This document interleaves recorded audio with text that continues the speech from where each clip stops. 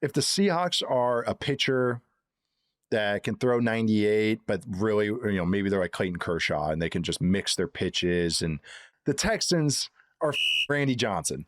They're going to just throw, you're getting 103, hit it. Can you hit 103? And then once in a while, here's a slider, but it's like, just, can you hit that? And then that's what they dare you to do. And not many people can. Hello, and welcome back to Football 301. I am your host, Nate Tice. Fun show for you guys today. We got another first-time guest as we do our top 10 defenses. We did top 10 offenses with Matt Harmon on Tuesday. Make sure to check that show out. We'll do top 10 defenses today, and then we'll get into the division preview series starting next week. This guy was originally going to come join me for the AFC East preview pod, and then a mutual friend of ours, Mina Kimes, who's a better scout than myself, had him on first, and then I had to pivot, but this guy does such a great job covering the Bills for Cover One. I've been on his show several times, few years now. Anthony Prohaska, how you doing today, Anthony? Great to have you. Your intro is a lot more fluid. You got about 7 puns in it. There's references to Muggles. There's equal amount of blueberries in every muffin, if I remember, as a reference to Casino. But Anthony, thank you for joining me. Great to see you. No, thank you for having me. I'm extremely excited and sincerely honored and thrilled to be here. And yeah, your intro is good too. You inspired part of mine. I didn't used to do the blueberries part, but the first time I had you on, yes, we started talking about Casino. No one ever loves Casino as much as I do. And I mentioned, you were like, easy top 5 mom movie. And I was like, I'm sorry, what? And you agreed with me. And I was like, oh my God. And then we started talking about it. You threw out the blueberries line. And I was like, I need to incorporate. I think the very first time I ever incorporated it was the second time you came on the show. I didn't know that. And now I've just been rolling with it. So I have to give you partial credit for it. Yeah, you inspired me. I think the first time I ever went on your show, we spent the first 20 minutes discussing a Lucha Brothers, Young Bucks, when the Lucha Brothers, match. When the Lucha Brothers won the tag titles, probably one of my favorite matches of all time in wrestling. This is what me and Barnwell do. And whenever I have Barnwell on, we don't talk about football. We just talk about soccer and wrestling for a half hour, and then we get into the football stuff. I can totally do that. Yeah, we were geeking out about everything. Yeah, no, I was going to say, I'm one of the few people that I prefer Casino over Goodfellas. And that's probably because I saw Casino first as a youth, and that probably has why, but I prefer Casino over Goodfellas. And now I live in Vegas. So who knows? Maybe that movie just influenced me. I just want to go to the Stardust. Just see, and make sure that I'm always wary of, the head vices. I might live in the area of Vegas that they bury the bodies in. Because that's an issue that they faced out here as Vegas started to expand more into the desert, is that they kept finding bodies from the past. Yeah. And as the water is drying up, the lakes are drying up. It's okay now, but as the lakes are drying up, they've found remains and stuff like that. And cement feet, all that stuff. I'm not even making a joke here. I'm literally, this is what's been happening the last 10, 15 years in Vegas. But that's crazy. That's my new hometown. Yeah. Oh, because Casino, I would say Casino is basically a true story. There are elements of truth to that. And I imagine there's a fair amount of people that have been taken for a walk in the desert. And poor Pesci and his brother. Well, not poor Pesci. Pesci goes off the rails in that movie and is the type of heel that I'm not even cheering for anymore in that movie. And I think that's part of where we bonded too. I'm Casino all day is my favorite mom movie. And I always get a lot of, Godfather, not Goodfellas. I don't know what it is. I just love Casino. I don't know if it's because they played it on TNT every weekend when I was a kid. And then I finally saw it unedited and I was like, oh my God, this is amazing. But it's my top tier. This show will be a pretty good one. And we're also another pretty good thing. We're only a week away from the Hall of Fame game. Panthers versus Cardinals. Make sure you get your tickets on the Game Time app, by the way. Yeah, how about that ad read? But also, another little table setting here. Go subscribe to the Yahoo Sports NFL YouTube channel. Just went live this week. Football 301's shows and clips will be up there. So make sure to check that out. Subscribe, like all the videos. Our live shows on Sunday will be up there. So make sure that you are there for those. So subscribe and you can do the little bell if you want to, if you're into that kind of thing. But that's where you'll find us throughout the season. All Football 301, all the good Yahoo Sports NFL stuff on the Yahoo Sports NFL YouTube channel. Today, top 10 defenses, the dark side of the football. Anthony is very well versed. Actually, the Bills defense is one of my most interesting units of this entire season with Jim Leonhard. Did not make either of our lists, though. I was hoping he maybe got yours, so I can maybe like pick your brain on that. But maybe we'll do that at the end of the show. But it's, Jim Leonhard. I'm very interested in that defense. But these are a lot of interesting defenses. Actually, it was pretty hard to narrow this down. I would say I got down to about 14 teams, 13 teams, give or take. But some fun ones, some changing play callers, which we'll talk about as well. But Anthony's going to reveal his list first, and then I'll go off of if we have any matches or any that do not overlap, and I can throw those in as well, which I think will happen right off the bat. Number 10, Anthony, top 10 defenses, 2026. Who you got?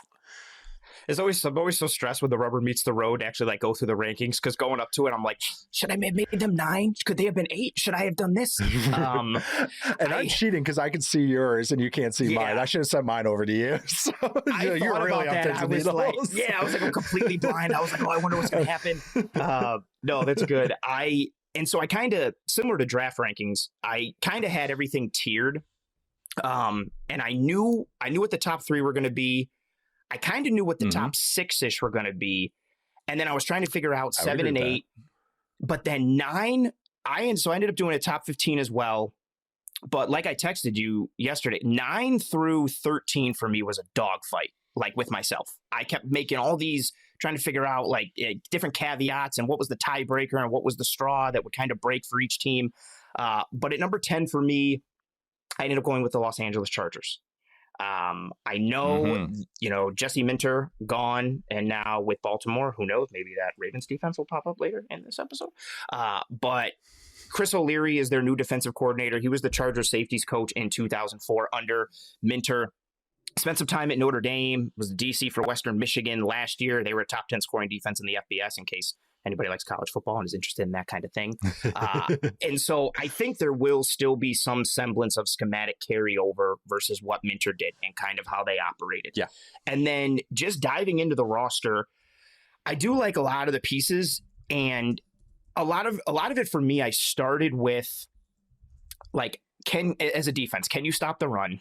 And if you can or not, how many resources do you have to allocate to stopping the run? And I look at a defense for the Chargers that has Tier Tart and Jamari Caldwell and then Khalil Mack and Tui Pelotu, and like kind of that starting semblance of what that front looks like. Then getting into some of the rotational pieces as pass rushers with Bud Dupree and Mesidor. The depth up front still concerns me a little bit. But then as we start to move back, I like Deion Henley. I like his athleticism, the juice. I was watching Chargers tape and watching, them, have him, he's mugged up in the A gap, and then they end up running a Tampa 2 and against the Chiefs in the second time they play him. And he spins back and he's carrying Tyquan Thornton up the seam. And I was like, oh, this is so fun. And then you really get to the secondary where I think my biggest question is, in a good way, what does O'Leary do with Derwin James at kind of continuing the chess piecery that Derwin James is, that he's always been, but that Minter tapped into a little bit more. We got a bunch of dime from the Chargers last year. All the DBs they have, the interesting safety room. They draft Genesis Smith.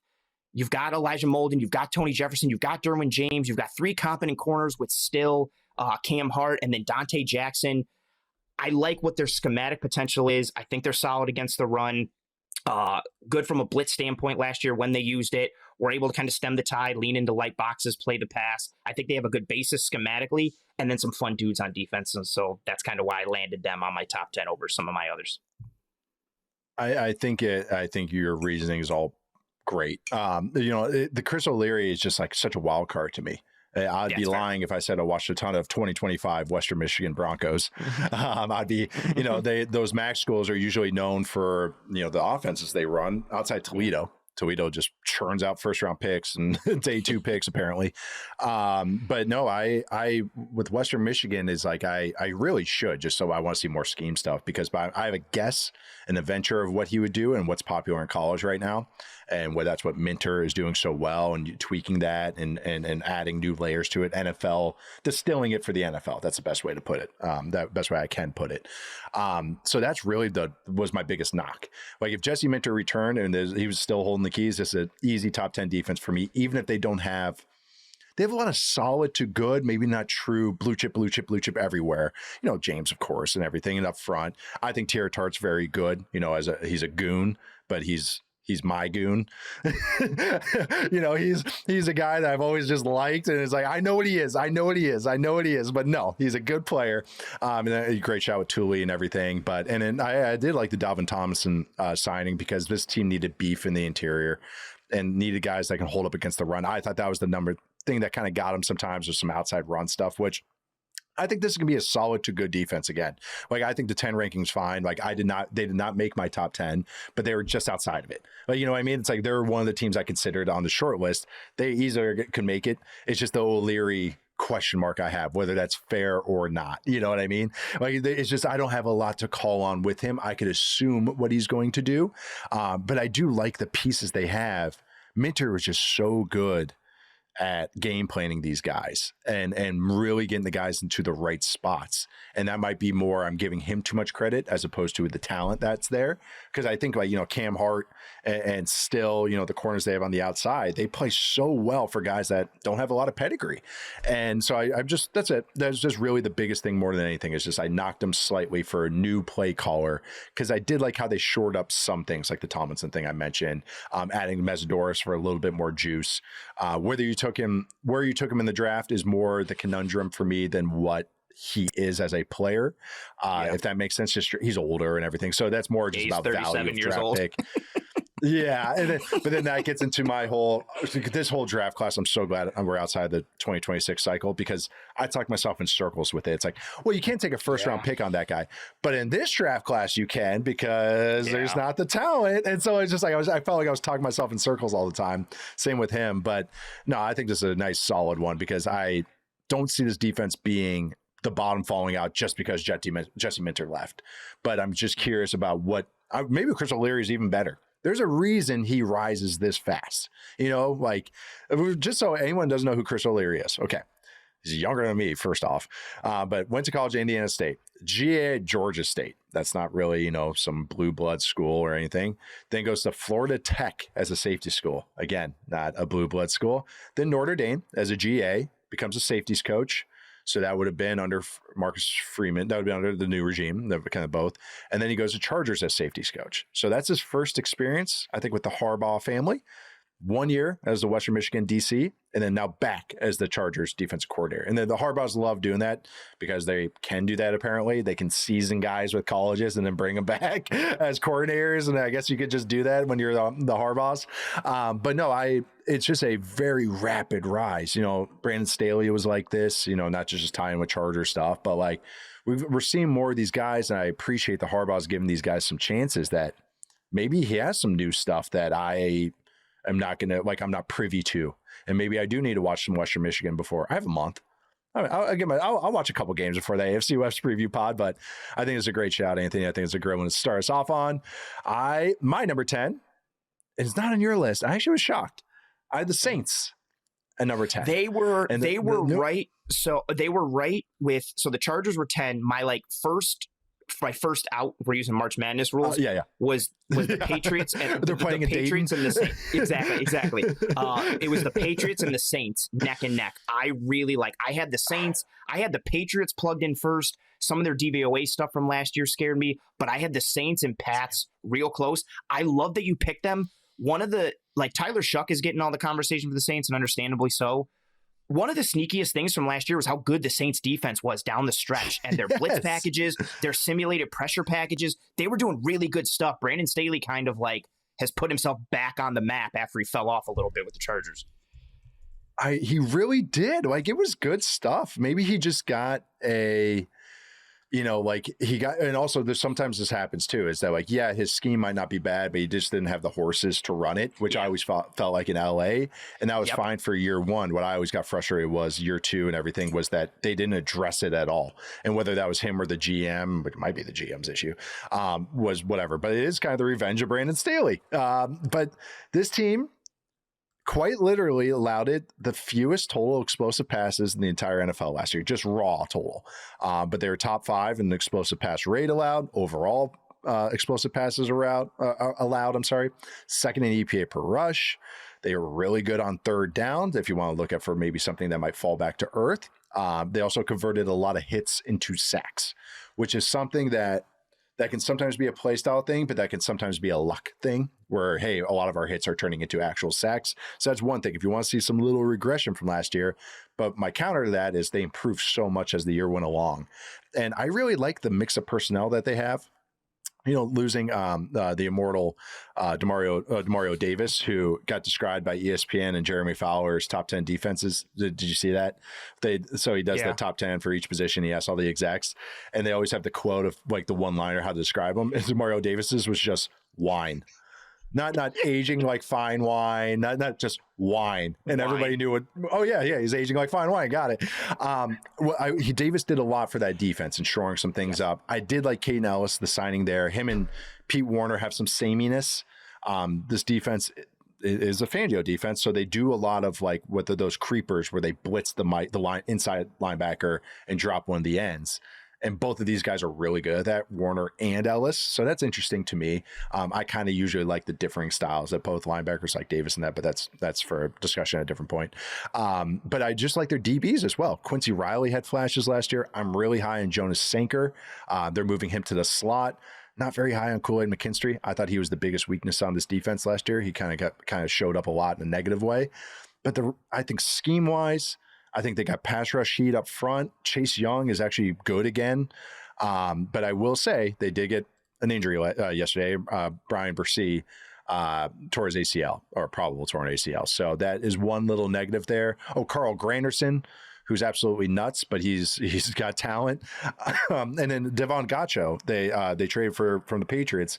He was a beast in the middle for them. So I like the personnel that they can unveil. They can change up the looks. They got cool third down blitz packages stuff.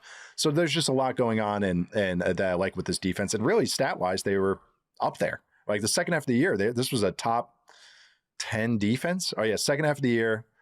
From week 9's onward, this was the 8th best defense in EPA per play. I think they were 11th in weighted DVOA, and in success rate wise, they were 3rd in defensive success rate allowed from week 9 onward. So I think this is an ascending defense, ascending team. I know it's everybody's kind of hit pick to be an ascending team this year, but I think the defense is as much as that as the offense.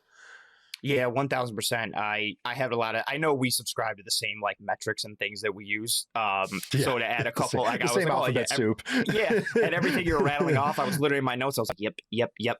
A couple others that I like, 9th in yards before contact per rush, 9th in yards after contact for rush. So like they're not getting moved. They're tackling well. They're a really good tackling team. Yes. Yeah. I didn't even mention Justin Reed. Justin Reed, and I started diving into the Saints. It was literally last week. I was doing a bunch of work on like teams that work with simulated pressures, and the Saints had the second highest simulated pressure rate last year per PFF at 33.9%. Only them and the Eagles were the only two teams above 27.6%. Eagles led the league at 37.3. The Saints were second. Yeah, Fangio. Same. And then the Saints were there Jim Leonhard, at number 2. Get ready. Jim Leonhard's going to be Sim City. There's a lot of stuff that's been happening at camp these first couple days when I've been at Bills camp. I am very excited for what Leonhard can do. He's really good. Purely for Leonhard. Yeah. I wish the body types were a little different. Yeah, same. Yeah, they're stuck between the old personnel and with the personnel that he would have. I know. Yeah, that's the one kind of knock. So I think it's weird, but I have so much faith in him. Tangents. You and I started talking about him. I had you on this offseason, the day the Bills traded for DJ Moore, which we didn't plan for. And then we ended up talking like 15 minutes about Jim Leonhard and the game against Notre Dame where he just keeps attacking Kyron Williams because he's blitzing formation based on Kyron's alignment. And yeah, I'm super stoked for Leonhard. Sim, he didn't want Kyron. He didn't want Kyron to be a receiver, so he said, "How do I keep you from being a receiver? I blitz you every single snap." And it was just a creeper every snap. Yes, it was awesome. Just attacking. It was so good. I went back and then watched that game this offseason and then also used it as an example because everybody was like, well, Jim Leonhard, he's only going to have one gapping guys up front. Like Keanu Benton would never play gap and half or 2 gap. And I was like, oh, that's not true. And so I clipped like the first. That's all he did. I think the first from the first quarter through almost the end of the second quarter, I clipped all of the first and second down runs that Notre Dame ran, which they did a bunch in that game. And it was like 65% playing gap and a half or like react attack where they're just meeting screws, bodying the primary shed, get to the other. I was like, it's not just a penetrating. It's not all movement. There is hold strong at the point of attack principles in that defense at Wisconsin. And they had the same thing at Denver. But yeah, I'm stoked for Leonhard. That's why I like Deion Walker for his defense. Deion Walker is like, because Deion Walker looks like a true nose, but he plays like a gap shooter. Guy. Yes. He's a finesse guy, but that actually works for him because then he can be finessey as opposed to plug. Okay, he's going to be slanting and he's going to be, and that's one where he's one guy I'm like, he actually fits this defense really well, but everyone assumes that he's Ted Washington. Yes, and he's not. He's a movement guy. Yeah.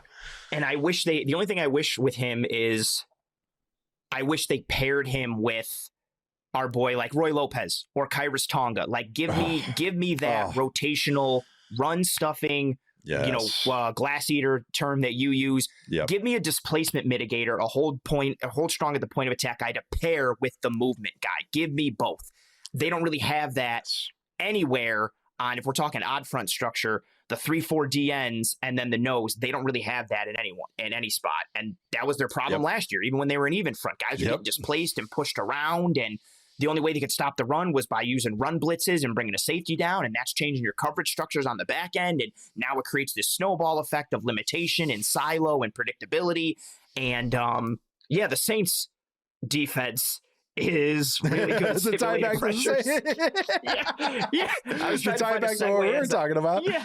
No, that's great. I appreciate it. It's like you host the show.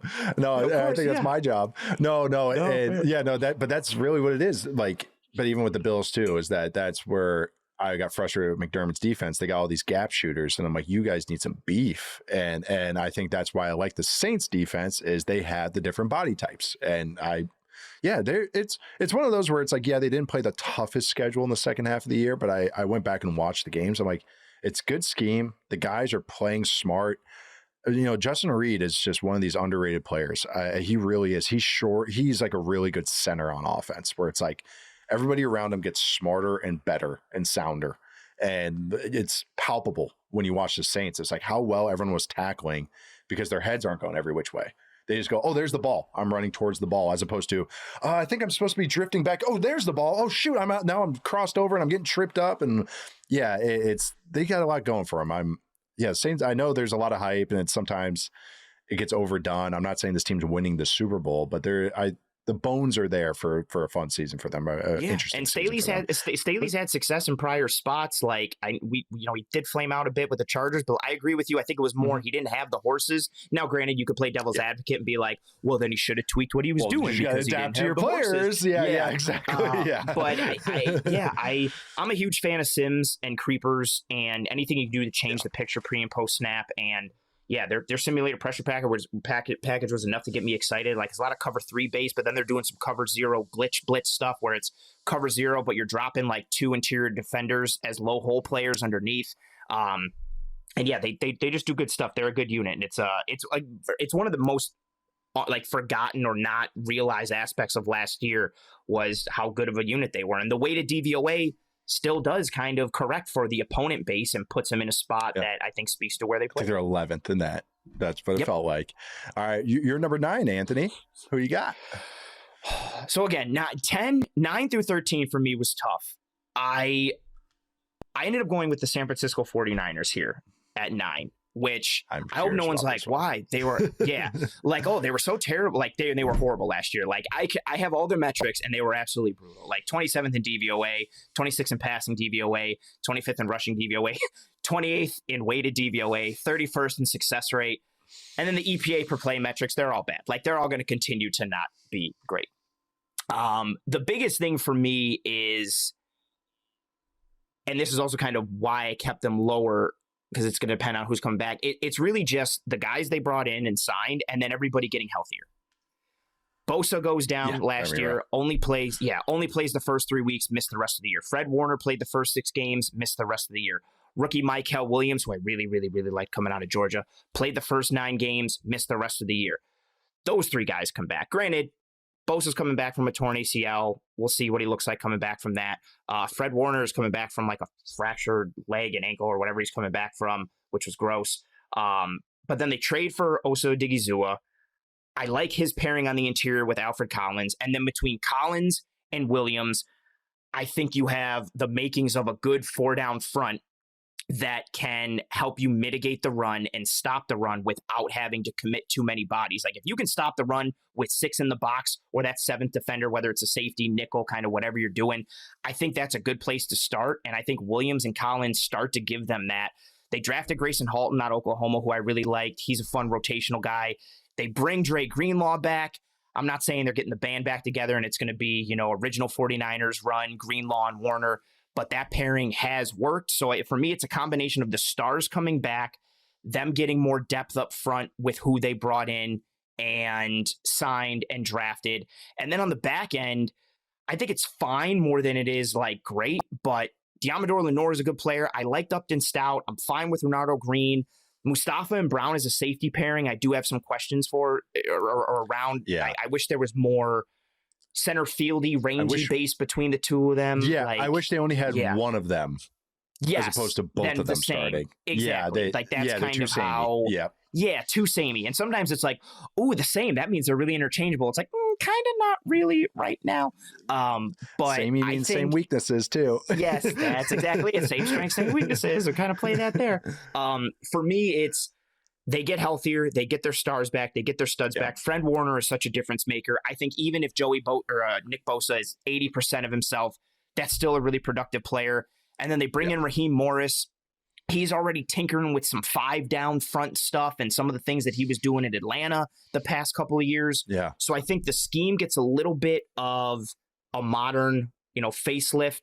They get healthier. They brought in some new bodies. And I think that's kind of just essentially where I put them, or why I put them there for 9, even though last year was an absolute dumpster fire. But I'm going to chalk it up to more them being cursed and everybody being hurt more than anything. Yeah, I have no idea what to do with them. Because if you asked me in November last year, I would have been like, wow, with all these young guys playing well, because I don't know if my nickname for Upton Stout is he's the human suplex machine. He's Taz. Nice Taz reference. Well done. He's just a sawed-off monster. No, I like Upton Stout. But the thing with Upton Stout is he's slot only, then that makes Lenore have to be outside. And Lenore sometimes almost better from the slot. Yeah, I know. And that's kind of like one of those things where it's like, all right, you kind of lessen the position. But I agree with you. It's like the DB room's fine. That's why I'm curious if Morris does add more layers, because this defense, there's only a few. It's been kind of Legion of Boom disciples the last few years, where they only run certain coverages and they only run them. That's all they run. So a lot of quarters, a lot of rotation of 3 buzz. And when you don't have the horses, when Fred Warner's not playing, when Nick Bosa's not playing, pretty easy to get after. So that's like, hopefully Raheem kind of adapts to his personnel or adapts to kind of like what's in vogue. Like he was a cover 2 guy, like as an assistant, like he was a Tampa 2 guy, and then he was a Legion of Boom cover 3 guy with Atlanta, and then he became a receiver coach with Atlanta, and then was with the Rams, like you mentioned. He was doing a bunch of 5-down stuff actually too, and then Atlanta, that him and Jeff Olbrick were doing like they're doing crazy fists, but like with the Rams it was all cool 5-down. It actually, the Falcons were. And then I looked at their roster and I was like, oh, never mind. The Falcons scheme wise is one of my, if we just did top 10 schemes, they would have been up in here. I think Olbricht's got he's earned a lot of. Ask the Buffalo Bills on that Monday night game where they got caught in a buzzsaw. They teed off on them. Gamed up their protection left and right. Pressure. That's it. Yeah, it was crazy. It's because they were like, oh, you're just going to run 5-man pressure every pass play? Okay. We'll just have guys run with James Cook. Easy. And there goes your hot. So I couldn't get over the top, but I understand the theory of this. And I actually, that Osa Odigizua trade was a good one. Like he's going to do more of what they wanted Hargrave to do when they signed him. Odigizua is actually going to be proof. Like he's actually going to play that way that they wanted. The thing is, if you have all these gap shooters up front, though, and this is where they ran into conundrum, is then the back players, the safeties and the linebacker have to clean that up if you're going to run all this quarters. And when Fred Warner's down, no one there to clean it up. And if you got no one eating the play and eating those blocks, then the bad linebackers are getting the offensive lineman climbing to them. So then it just becomes a trickle down effect. So I really, like you, I'm high on Mykel Williams. I also think that this team could do some really cool third down packages where Mykel Williams is the D tackle. He kicks inside. Odogazua's out there. Bosa's out there. And then that Romello Height, their third round pick from Texas Tech, is out there. And that's a lot of speed and a lot of juice to throw at quarterbacks. So really, to me, this team, I just want to see how they play first and second down more than third down, if that makes sense. Like this defense, I should say. But they're 49ers are in such a weird spot. I don't know what to do with them. I'm glad I'm putting off the NFC West pod for a while because I don't know what to do with the 49ers right now, offensively and defensively.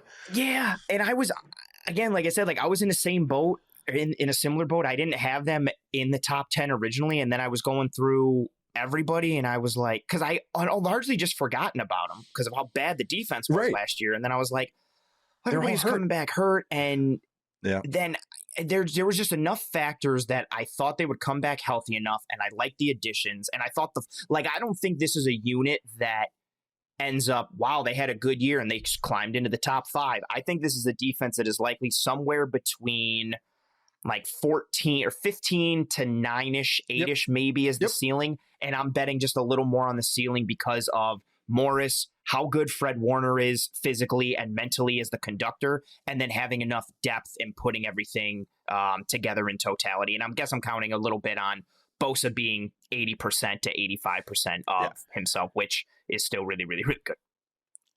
Getting 2 defensive player of the year candidates back is usually helpful. So that helps. That kind of helps you a little bit. That's going to help. So I did not have the 49ers in my top 10, so we're not going to pair there. So we'll just move on to your number 8. Now, Anthony, who do you got here? Okay. My number 8, the Minnesota Vikings. This was where I have them at 6, and fair. I could have snuck them into the top 5, but I have them at 6. I got really into, they were 6, 7, 8 was my next tier. And I was really trying to figure out, okay, who's 6, who's 7, who's 8. The thing that scared me off about putting them higher than 8, or I shouldn't say higher than 8, of kind of like what was my tipping point. I really just kind of leaned into more of my questions in the secondary than I have answers. Like I like Byron Murphy as a player. We know what Josh Metellus is, which, he's a safety, but he's more like dime backer, linebacker, he's down a safety linebacker. type of. Yeah, he's a linebacker. He's a linebacker. But even with that, like, and they've had questions in secondary before, like, it just comes down to Brian Flores, and Brian Flores is awesome. And this is a group last year, 3rd in DVOA, 3rd in weighted DVOA, tied for 8th in success rate, 7th in EPA per play, 4th in EPA per pass, 9th in EPA per rush, 1st in pressure rate, 3rd in sack rate, and then blitz rate per PFF, 53.1%. No other team was over 37.7. Their pass blitz rate was 62.9. No other team was over 41.9. And then their run blitz rate, 42.4. No other team was over 32.3. Their stuff rate, which are runs for 0 or less yards, 5th in the league. So, they're going to attack the face melter defense that everybody likes to kind of use at this point. But the big thing for me, what I really love most about Flores and the Vikings defense last year, so much of their defense is playing on the front foot and blitzing and attacking and gapping out and then popping guys out. But their cover 0 pressures have gotten creative, like, because it's cover 0, but it's not really cover 0. Like, it's cover 0, but then they have like it's like zero zone. Yeah. Yes, they're playing with like quarters principles or even cover 2 on the back end instead of traditional cover 0. And that also like put some holes in the charting when you're trying to chart Flores' coverages, similar to kind of some of Fangio's stuff, because places aren't charting like the cover rate with that poach or trick safety versus like a single high look. And it's just been so much fun schematic stuff. I've noticed that the charting misses, they run bracket coverages, which is where they basically are double teaming two. It's cover. I mean, it really actually plays out like cover 0, but it's like you're only rushing 4, but both safeties are double teaming the primary 2 receivers or primary 2 pass catchers, but it looks like quarters. At the snap of the ball, it's like, oh, that's quarters. That's obviously quarters. But then it's like when I'm watching, I'm like, oh, that's 0 double bracket. Like they're bracketing 2 guys. But it's like, yeah, I know, but it's one of those things. It's like, that's why the Vikings are kind of rule breakers. Like it's like, yeah, technically it's 0, but it's not playing like 0 like we expected. It's playing totally different, but that's kind of what they do. Yeah, it's super good. And if you have a human charting it for a site, or if like AI is charting it, like neither of them charts it right. But again, I think that speaks to kind of the coolness of the defense, because you've got people who are watching it. And then let alone imagine if you're playing against it and you're in the moment, you're trying to decipher everything that's happening. He's throwing a million fastballs at you. Okay, we're going to attack this. We're going to get a 2-on-1 advantage somewhere. We're going to attack the back. We're going to make the back do this. We're going to make your quarterback play this way and be on time and on point with from a pre-snap to post-snap decision making and throw. He plays in such a unique fashion. And again, he's done this for years. And I knew they were going to be in the top 10. I didn't know where to put them. I could have had them anywhere from 6 to 8. I just ended up putting them 8 because of some of the questions I have in the secondary. But again, the guys they have up front, and if Caleb Banks can be a thing, like that really helps. Right. Dallas Turner came on a little bit last year. Can he continue to improve? Another little knock for me was, Jonathan Grenard being gone now. And so that kind of is a question mark for me with the defense. And then my last shout, Eric Wilson's awesome. 10th in stops last year and tied for second in tackles for loss plus no gain. Just a red shell Mario Kart style player where he's coming forward, heat-seeking missile, and is trying to blow anything and everything up. I know that's the thing about this defense. They have a lot of like the nerds' favorites. Metellus is like the alignment nerds' favorite. Jalen Redmond is like the hipster film watcher favorite, like me, because he wears 61 and he was undrafted and all that. Before they had Harrison Smith. So if you're like into blitz happy stuff, you just watch Harrison Smith stuff. The linebacker Andrew Van Ginkel is ball knowers player as well. Go Badgers. But no, it's nice. But I had him at 6, and really, you mentioned like your kind of top tier was kind of clear. My top 6 were the first 6 names I put out there, and it was pretty easy for me to go like, these are my top 6 defenses. And so what I'm saying here is the Vikings were the end of what I want to call it tier 1, but maybe tier 2. They're kind of their own thing to me. But still, there was an easy name to put at 6. The ways to get them, you mentioned the cover 0 stuff or the 0 zone, whatever you want to call it, 0 package. They make what Flores does is he rips off the training wheels that some of these quarterbacks and offenses have. If you're a boot heavy, the center handles everything, the quarterback turns his back to the defense on these play action concepts. If we're going to move the pocket a ton, he's going to tee off on you. If you don't have a sound run game, they're going to tee off on you. If you're saying, okay, we'll just throw hot and we have a built-in, they're going to tee off on you. So what he does is he rips off the training wheels and then he pushes you downhill and goes, all right, let's see if you figure it out, quarterback. That's what he does. And then the guys that get this defense are the dudes at quarterback that can drop back and chuck it and don't need the gimmicks and I shouldn't say gimmicks, but don't need the training wheels, the easy buttons to make the offense churn. The game that always comes back to mind is the Justin Herbert versus this defense 2 or 3 years ago, and they dropped back like 40 something times and there was like no play action. It was just all straight dropbacks, and Herbert was just dicing them up because when you run play action, it limits the concept. So like it limits where the routes can go into the directions they go. So smart defenses go, oh, play action. Oh, here comes post over. Here comes corner post. Like we can limit the routes and we can kind of overload it. So that's what gets this defense or attacks it. But having said all that, they also have made some smart signings. I thought you're returning a lot of players in a defense that's pretty advanced, requires a lot of intelligence. So now you guys got multiple years in this scheme, so they can add a new level of layers this season. You mentioned Caleb Banks, and I would even include Dominique Orange here, who I really liked. Big Citrus. Yeah. Is that he actually is a great scheme fit too, because he had to move so much at Iowa State all the time. Yep. What's nice about interesting rookies is they don't truly have to rely on them. But if they get something out of them, then that's where more comes into, that's where growth in the defense comes. Those are where we didn't tap into this. Even little signings like James Pierre, who had a great year with the Steelers last year. I love that. They've done this 2 years in a row. They did Isaiah Rodgers last year and now James Pierre this year. Just low cost corner signings that we can get away with. Byron Murphy's a dang good player.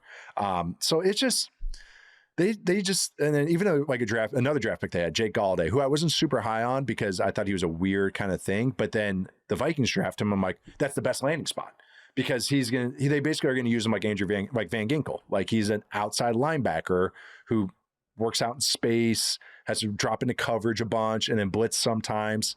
So that made sense to me. And I thought Dallas Turner did have some flashes at the second half of last year, which made them probably a little bit more comfortable moving on. Well, they also had to do that for other reasons. But no, it was one of these where once I think I'm going to have the Vikings as a playoff team. And I think just because I am pretty high on Kyler and KOC, and the offense in general. But I do think that this defense for the regular season is going to be, that top 5 where I have them at 6 defense. Once we get to playoffs and they have to play some of the dudes, if they have to play the Rams, if they have to play the Cowboys, yes, I'm calling Dak a dude, but if they play those types of offenses that can just drop back and chuck it, then we can talk about that, that certain game. But in general, to me, this is one of the better defenses in the league. And just, I love how unique they are and just what conundrums they force offenses to go through. It's really, really fun. Like it's not, I'm glad I don't have to game plan against them, but it's really fun to see every offense goes into the Vikings week and they throw something new at them because they're like, okay, we got to figure out how to beat this defense. Okay, let's get into, so they were my number 6. Let's get into my number 8, which was not on your list. And then we'll take our first break.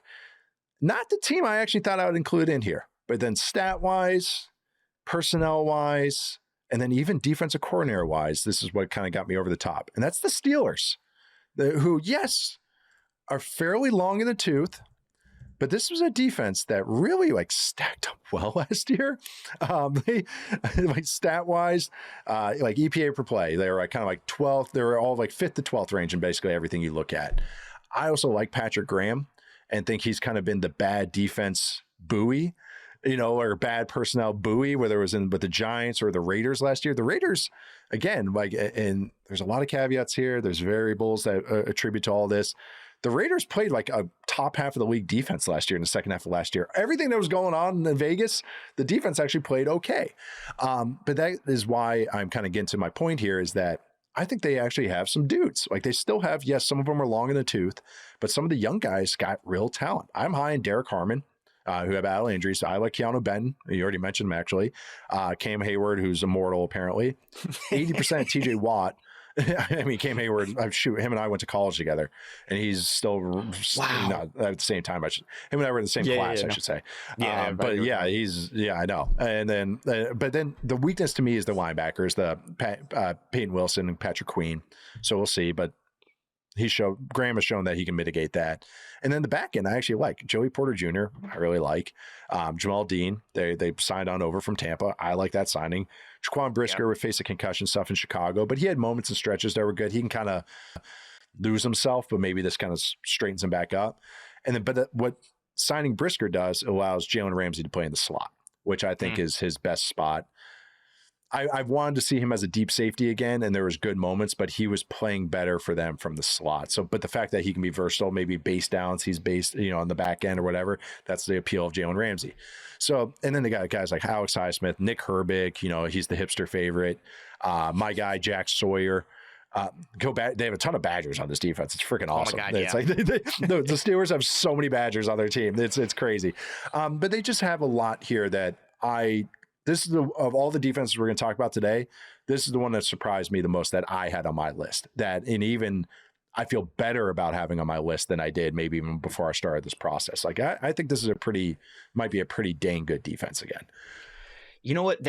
That's all super fair. I had the Steelers because they were towards the top end, you'd say 5 to 12 in most advanced metrics. And then DVOA, I think overall they were 11th weighted DVOA. They were near in around the top 10 too. They were a good unit. And I like what they have from a roster standpoint, which I'll speak to in a sec. The thing that I can't get out of my head, and this is not fair because it's last year, different defense, everything. And it's not, because I watched the Bills a bunch. I still can't get that out of my head of the Bills going into Pittsburgh. That game where they just got steamrolled. Yep. And all the Bills did was just run. All they did was run the exact same personnel and formation. And all they did was duo and mid-zone week. Mm-hmm. And that's all they kept doing. And the Steelers had no answer. And it didn't matter what running back was back there.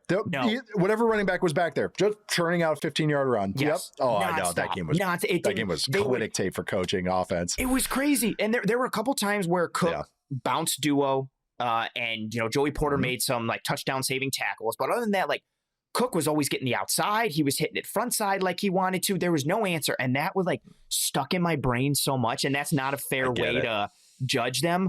But if you look at the roster, and even somebody too who I really like, I love the Sebastian Joseph Day signing and adding him as a rotational guy up front. Yes. Like Harmon is sick. Keanu Benton is sick. I love that Sebastian Joseph Day is a quote unquote like rotational guy for you. I even like Yahaya Black, who they took out of Iowa last year, is just this big monster space eater. Like, let's beat people up on the inside. Yeah. No, he had a good rookie year too. That's a great shout. Yeah. He did. Yes. It's the second level but Patrick Queen I still see as the modern day version, I guess, is still kind of like Devin White, where it's just like blitz, run downhill, shoot gap, and then it's like, what else? Yeah. What do you mean, what else? It's like, what else, Patrick? Like, blind he's as just a like, bat. And that's he was such a great fit with Roquan in Baltimore, because Roquan could do the Roquan stuff, and then he would just be like, hey, Pat, just go shoot that gap, blow that guy up, and Queen would be like, all right, got it. Just like White with Levante David. Just the guy that points him in the right direction and say, you go there. I made the White comp, and then I didn't do the Levante David comp. So stupid. Well done. This is what the Raiders are trying to do with they signed the two guys this offseason. They just said, let's just pair back Nakobe Dean with Quay Walker. We'll just get the guy that goes, Georgia stuff. Hey, you go. Dean's going to go, hey, Quay, go there. It's like, okay, got it. Like, but hey, it might work. Yeah. I mean, it worked at Georgia. So much of the tape is Nakobe Dean calling out stuff and telling you do this. Yeah, you do that. And barking orders and everybody doing it. So I have questions with Queen, and then Wilson. I wasn't as high. I know the versatility, but I wasn't super high on Peyton Wilson coming out. And I'm still kind of meh on him. I like Alex Highsmith a bunch. I mean, just what they have from a defensive line aspect, like your odd front, but your defensive ends, your nose, your outside linebackers. There's so much there. And then I even like your point in the secondary too. Like Jaquan Brisker for me is more of like a down safety, box safety type of guy. But then I also think there's an opportunity, with him and Elliott. I don't necessarily love either individually or in a vacuum, but your point of you have those guys, which allows Ramsey to be more the nickel or the star role that he was with the Rams. But it also, because Ramsey can do safety stuff and Brisker can also do box safety stuff, that gives you a little opportunity to play some games, and you can rotate some guys and drop Ramsey deep as a safety and bring Brisker down and kind of play some schematic things there. And Jamel Dean is, if you look up, in corner metrics are tough. Like it's so tough to kind of narrow down, like, oh, this person's EPA per target and all these metrics to speak to how great a corner was. But if you do stuff like that, Jamel Dean is like number one, like across the board for so many advanced metrics last year, and like everything. It's all like, I did this when I was looking at Christian Gonzalez stats for Mina's episode earlier this month. And so I kept looking up, because Christian Gonzalez is so great overall, but especially with advanced metrics, and everything where Gonzalez was like fourth, third, second, first was always like Jamel Dean. I was like, what the hell is going on? Like, why is Jamel Dean first for everything? But he's a good corner as well. Like, they've got names. I like the front. They do have some dudes. I think it's super fair to have them in the top 10. They have rounded out after I had my initial listing there, where I had the Chargers at 10, and then I went Pats, Saints, Lions.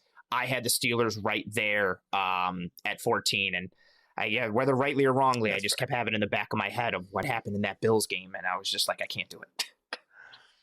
Oh, that's fair for me. That's a lot of my quarterback scouting sometimes. Like, there's two throws that just live in my head. It just sticks, and like you can't get over it. It's not fair. And it's not right. And it's who I am. Until proven otherwise. All right, we're going to take our first break, and we'll come back with a few more teams for top 10 defenses. See you guys in a sec. All right, we are back. It's time for number 7. Anthony, you have the floor. Who's your number 7 top 10 defense? My number 7 in my top 10 defense is the Baltimore Ravens. Starts with kind of similar to it starts similar to kind of the 49ers conversation a little bit. Nnamdi Madubuike coming back is a big deal. Him going down last year was a big deal that I don't think was talked about enough or like realized enough. Yeah. He is an all-pro dude.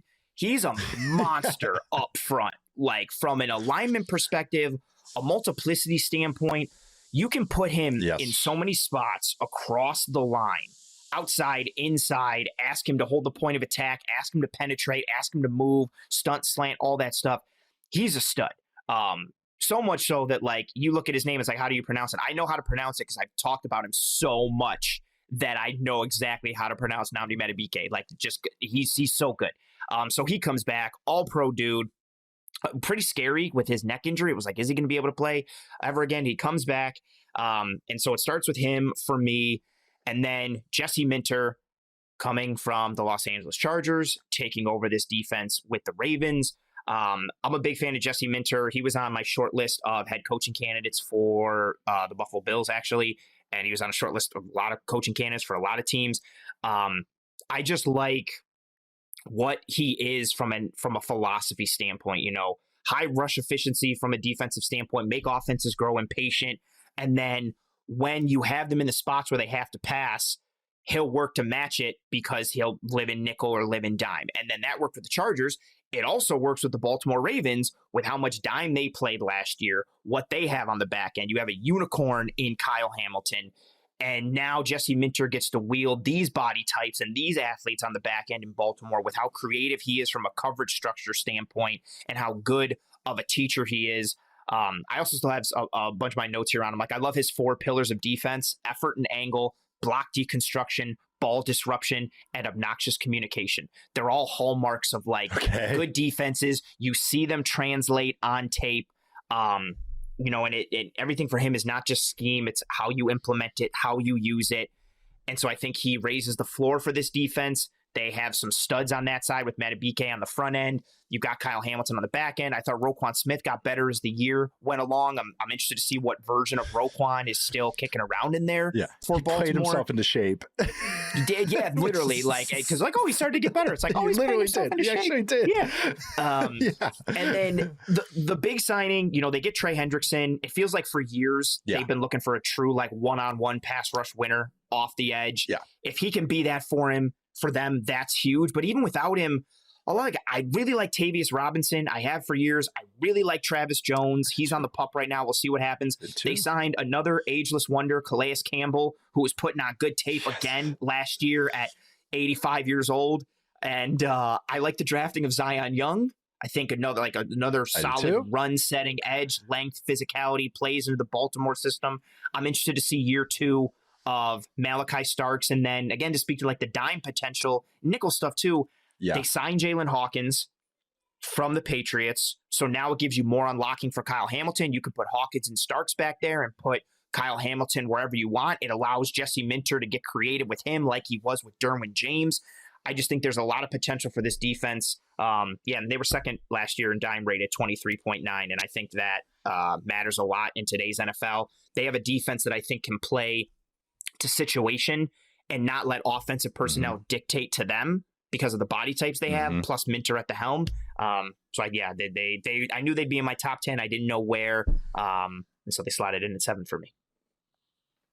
Also number 7 for me. We're the same exact spot. Finally have a match. Yeah, there we go. The Ravens. No, it's everything you laid out. I really respect Minter. He's really come on for me. Like, you know, the first year I'm like, oh, who is this guy? You know, obviously, no, that's a lie. Saw him at Michigan, and the college football playoff when he was at Michigan, I was like, okay, this guy is pretty dang good. Like what Michigan did to Washington, it was just tremendous. Just took away all the money plays. Completely. It was I could tell. Yeah, now it made me like really like Junior Colson, who I've never heard of again.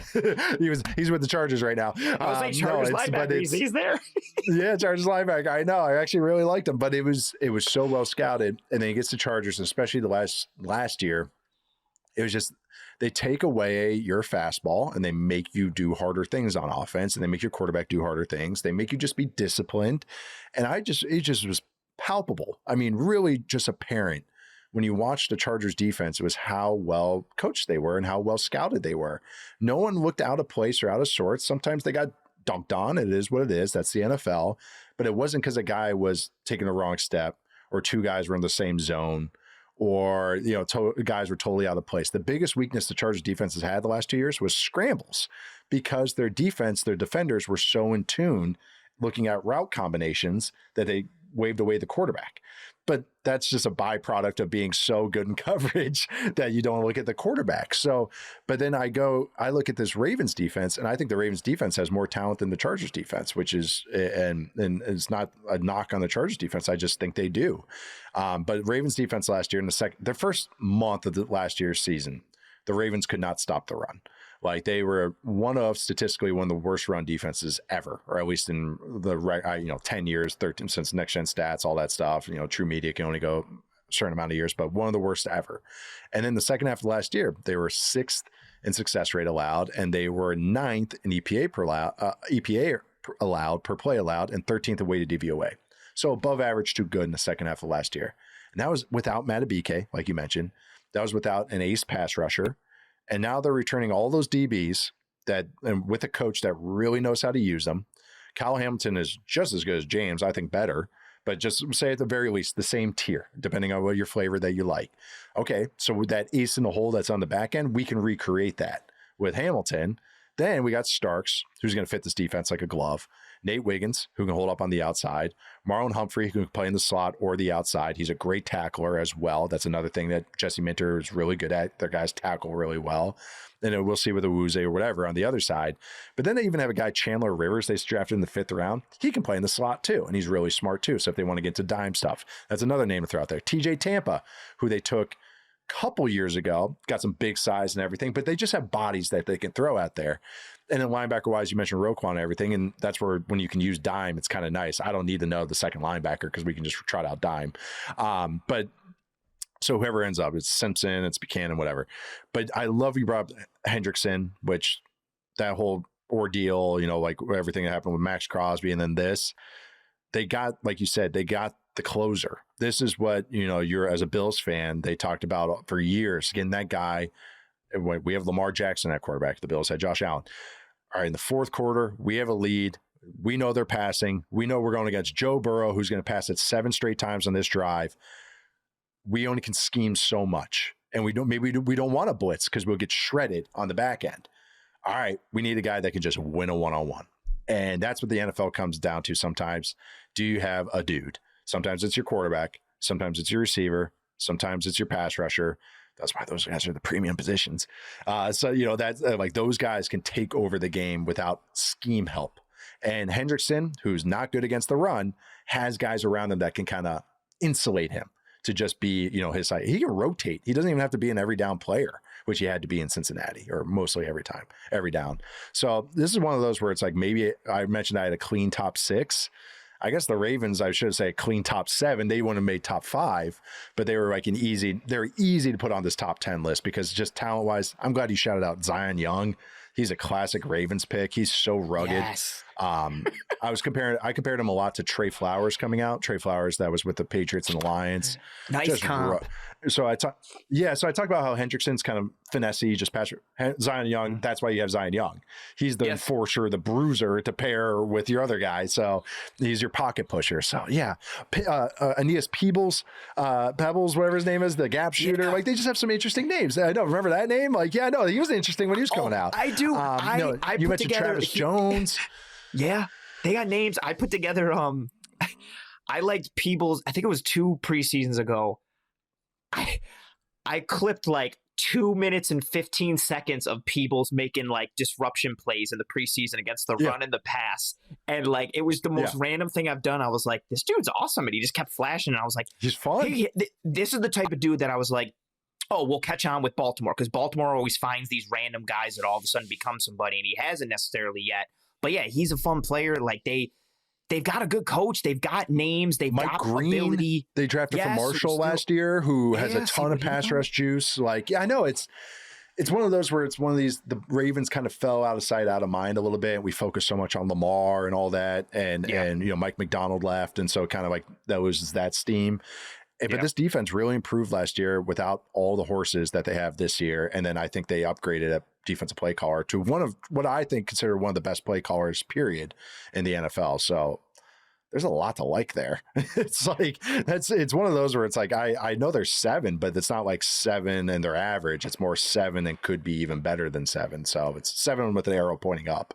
Sure. I think when I kind of fell into this. All right. What's your number 6, Anthony? Oh, the Jacksonville Jaguars are my number 6 I love their defense. Number 9 for me. Okay. There you go. They were a team last year who I was never watching for the Jags during the season, but like I was watching teams play the Jags, and I'd always make a note, like, I have to watch more Jags tape, like offensively and defensively. Like there'd be moments I'd be like, oh, Parker Washington just cooked Eric Stingley in this first game against the Texans. I got to watch more Jags tape. And then I'd watch like a third down pressure package that Campanile would run, and I'd be like, I got to watch more Jags tape. And then getting ready for the playoff run and just who they are as a defense last year. Schematically, they got some horses. They're kind of just sound everywhere. 6th in DVOA last year, 7th against the pass, 4th against the run. Weighted DVOA, 5th. Great stats. Overall, great stats. Their stats are all phenomenal. Success rate, 10th. Yeah. EPA per play, 3rd. EPA per pass, 2nd. EPA per rush, 8th. And then the great stuff with them is when they get into third downs and what Campanile is throwing at you. I talked about this with Cody Alexander from Match Quarters, who knows so much about defense, is an awesome guy to talk ball with. And we were just geeking out over Campanile a couple weeks actually before the playoffs started, just because of what he's brought with him from all his stops. You know, he's been with Fangio for a little bit. He's been with Brian Flores for a little bit. He was with Jeff Hafley for a little bit. And you saw like all of those elements in the Jags defense last year. Like he's running some of the cover 8 stuff that Fangio's doing. He's running some of the pressure looks that Flores was doing and bringing them or popping guys out to cause confusion. He had some really cool coverage spins that I loved, especially what Jeff Hafley was doing in 2024. Just a lot of variance and dropping guys into spots that are non-traditional and confusing you, calling the right stuff at the right time. And so I think that defense really operated last year the way I think a lot of defenses need to, where you're stout and sound across the board. You can stop the run without having to commit too many resources because you've got Devon Hamilton and you've got Eric Armstead and you've got Josh Hines-Allen and Walker, and like good luck running on those dudes. And then I'm interested to see what happens now that Devin Lloyd is gone. And this was kind of something that I thought about, not that he's like some all-world player, but I thought him and Foye Oluokun were such a great fit for modern linebacker play because they're athletic enough to do some stuff in coverage and be viable, but big enough and physical enough to come downhill, fit gaps, fit the run, bang with offensive linemen and not get road graded and moved around. And so I'm interested to see what they look like without Lloyd. And then, Josh Hines-Allen is a stud. 195 players last year with at least 200 pass rush snaps. He was 7th in win rate, 5th in pressure rate, 11th in pass rush productivity, tied for 19th in sacks. But just they have a good defensive coordinator. They got some dudes. Jordan Lewis went down for them last year. They were a different defense when Jordan Lewis was healthy in the beginning of the year. Who I kind of underestimated him coming over from Dallas. He was just a really good player for them. I like Eric Murray. I don't love Antonio Johnson as much. Their other safety. I do have some questions at corner. Monteric Brown is nice, physical, play press, beat you up. And then you got Travis Hunter on the other side. I think this is a well-coached defense. They have good scheme. They're sound across the board. They got some dudes. They got some fun depth and solid players. And I also think they kind of know who they are and what they are. It was really cool to see them in a game that they easily could have beaten the Bills. Like they easily could have, and they could have gone to the Super Bowl. I mean, the AFC was wide open last year. One of my more favorite games as I've revisited last year, that's like, going back like feelings wise, it's like that was one of my more favorite games last year was the Bills Jags playoff game. Like that was a really fun game. It was really fun as a neutral fan. And that Jags defense, it's funny, like the Bills have played the Broncos multiple years in the playoffs, beat them once, lost once. The Bills have ran all over the Broncos both times. They couldn't run it all on the Jags. They could not move them. They could not get outside. They couldn't do anything. And what I liked about the Jags, and this tying me into like knowing who they are and what they are, they were doing early on, they were just playing like they're how they play, but they were nasty. Like they were burying Allen's head into the ground and putting a little extra emphasis, pushing off him when they would push themselves up. A couple little forearms here and there to guys, not necessarily dirty stuff, but extra physical stuff to let you know, like, we don't care who you are. We're going to punch you in the mouth over and over. You're not moving us. You're not doing X, Y, and Z. Good luck. We're going to go punch for punch and see what happens. And I know that may sound like corny or like proverbial stuff, but I think that matters. They have confidence in themselves. They know who they are. They're well coached. They have a good scheme that's creative and sound, and they have good players. I'm really high on the Jags as a team going into this year, but especially with that defense, they're a good group. I'm right there with you. It surprised me because I last year I was like, I just don't think they have the horses on defense or O-line. Fair. I can, this Football 301's an unofficial Jacksonville Jaguars pod. Podcast, so we cover them more than anybody, and the defense more than anything surprised me because I was like, okay, they'll fall off, and they just kind of kept coming, and they kept, and you mentioned it was just, it's similar to a discussion with Minter, but it's just like the game plans didn't carry over from week to week. It was really adaptable to who they're playing against, which is. Some of that's a leap of faith. Some of that's, some defenses and offensive coordinators doing that means they're just throwing stuff against the wall. This one felt there was an inspiration. They actually had reasoning behind changing it. Like, so there's 1 week. All right, I could just look at their raw coverages. Against the Chargers, they played 51% quarters. They never went above that. They never went above 26% the rest of the season. So it was like that week, we're going to run a bunch of quarters. Okay, then against the Bills, like you mentioned, they ran cover 0 almost 10% of the time. Okay, other weeks they only ran it once, then other weeks they ran cover 2, like a third or a quarter of the time. And then other weeks they barely even ran it.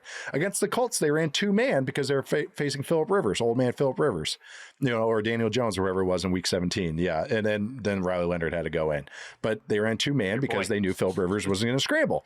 So it's like, and I know that sounds so simple. Like, yeah, run the coverage that's best against that team. It's fascinating. It's sometimes frustrating how many coaches don't do that. And we just mentioned one of them. We're mentioning Staley. Like the Bills. Or Staley. The Bills. Oh, yeah, the Bills. Yeah, the Bills and their personnel. Yes, for years and years. Oh, I know. We're just running the same 4 down. It was nice for me previewing it every year. I knew what I was getting. At least Bobby Babbage tried to change some stuff, but it was like, it was first and second down. I knew what I was getting with the Bills for the last 3 years, 4 years. It's been great. But no, Campanelli has done a lot of stuff that he's really grown in my esteem as a guy. I knew him as a linebackers coach. That's another sign that I always point to, good coaching. Sometimes we speak of this with offense, but is that the position that he handles the most, linebackers, they played the best of their ability. Devin Lloyd had his best season ever. That speaks to coaching and soundness and everything. So yeah, I wish they had a couple but they can't. They're a little cash strapped this year, so they couldn't really do too much. So I think like the Jags I'm really interested in the Jags. It's like, I wish they just were able to do a couple more things, but Liam Cohen and the offensive staff and Campanelli and the defensive staff have shown that they kind of can mitigate some of the, the lesser talented spots and kind of get the most out of them, I should say. So I'm with her. Josh Hines-Allen's one of the most underrated players in the league. Yes. Travon Walker, he's not going to ever live up to the number 1 pick status, but he's one of the best run defenders in the league at D-line, and actually as a pocket pusher, he's pretty dang good. Yes, he is. He's just turned into a real good player. Yes, tackles. He's a skull crusher. Tight ends, just skull crusher, mashing dudes left and right. And then they also, even little things like run those little like read pop stunts off the edge. Like he's so good at that, and he's such an effective player. He's such a poster child for what I'm about to say. And you kind of alluded to it already. Like, their guys can sometimes never get over that stigma of where they were drafted. They become really good players, very viable players in a lot of ways, but people are like, well, he was taken in this spot and he's not that, so he sucks. And it's like, no. And he got that contract, and I feel like a lot of people balked at it. They were like, really? And it's like, no, if you watch the Jags and watch how he plays, and again, yes. And for me, again, something I really value in defenses is, can you stop the run without having to allocate tons of bodies, tons of resources? And you look at a front that is lined up with Walker and Armstead and Hamilton and Josh Hines-Allen, and if you run on them, it's because you beat them. And even if you did that, they're going to beat the hell out of you the whole way up and down. He's just a really good player. And I know we say guys change math and everything, and then usually it's focused on the pass game, but the run game applies too. And that's you can't put a tight end on them. So, okay, now we can't have a tight end at the point of attack on 44. Okay, so that changes what runs I can do. All right, so let's run duo. All right, now we always have to set it to his side. And now like that opens up opportunities and lack of, now double teams can't climb to the second level if the guy's occupying both guys. So it's why I like Michael Williams. So just bring him back to him. It was like, I think he can be, maybe a 90% version of that, but the same philosophy. It's where he's owning, and you can run 4 down fronts now because you have a guy that can just own the edge, and that changes math, and it's different than how people think. So, I wish they maybe had one more horse in the interior, but then they have some other guys that I just like on this team too. Abdullah, they got Gardick. I'm like Dennis Gardick is just like one of those kind of role players I really like. Yeah, back to his Cardinals days, he was super fun. Yeah. He was, yeah. Everyone's got a nickname for him. I think the PFF guys or Steve and Sam call him the Barbarian. But no, it's he's got the long hair, the 47 number. He's crazy. Perfect. Yeah, he's one of those. Plays like a barbarian, like a maniac.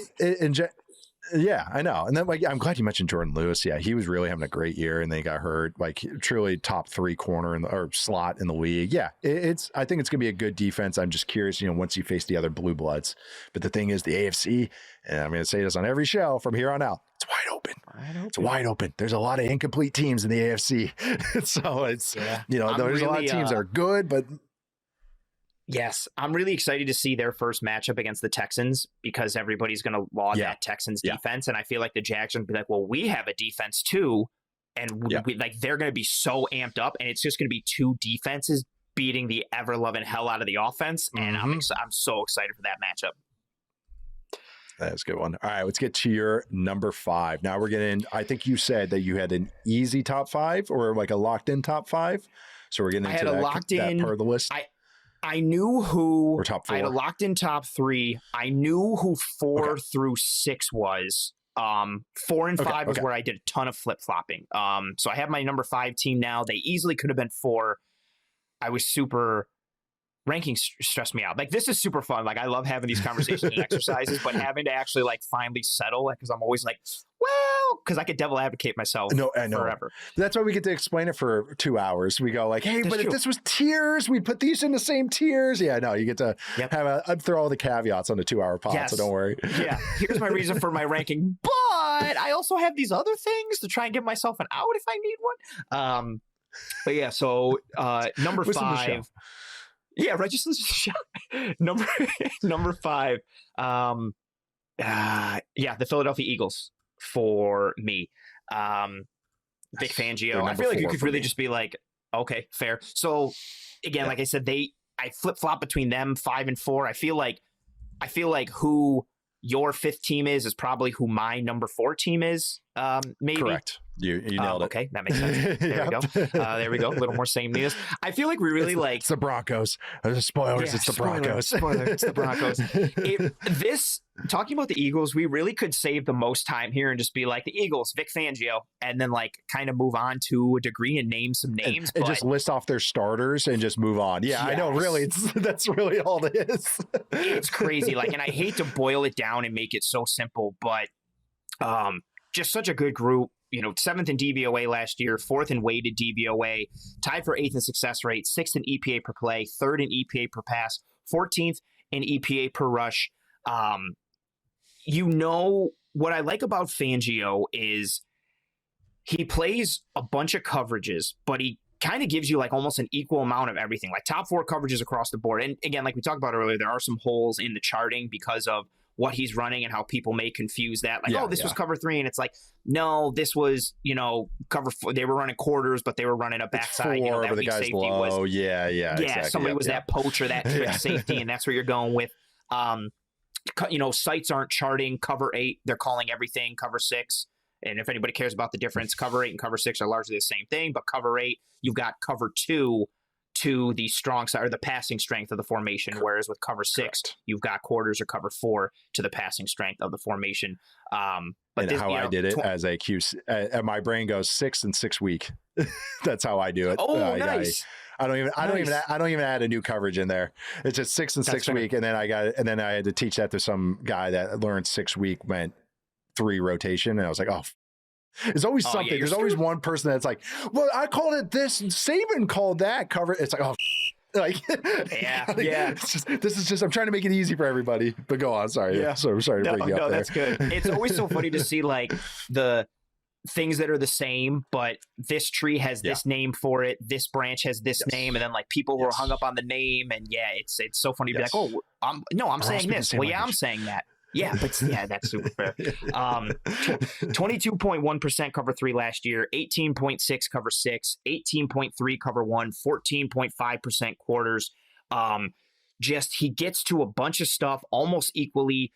That ability to essentially be like, okay, he can play the situation so well. He's not beholden to, okay, we have to play the personnel we're being dictated to. He's doing the dictating aspect. And what I also really love too, a lot about what he was doing from a coverage structure standpoint is, I mentioned that the quarters family in general, whether it's, 8, 6, 4, whatever we're doing with that poach or that, trick safety, that down safety that's coming down, it can mimic cover 3 really well in a similar fashion. And so I love how he'll use those quarter structures to add defensive layers in the intermediate and create backstops and slam the door on things like you can do with cover 3. It just adds another, like, quarterback has to see the right thing at the right time and understand what you're getting.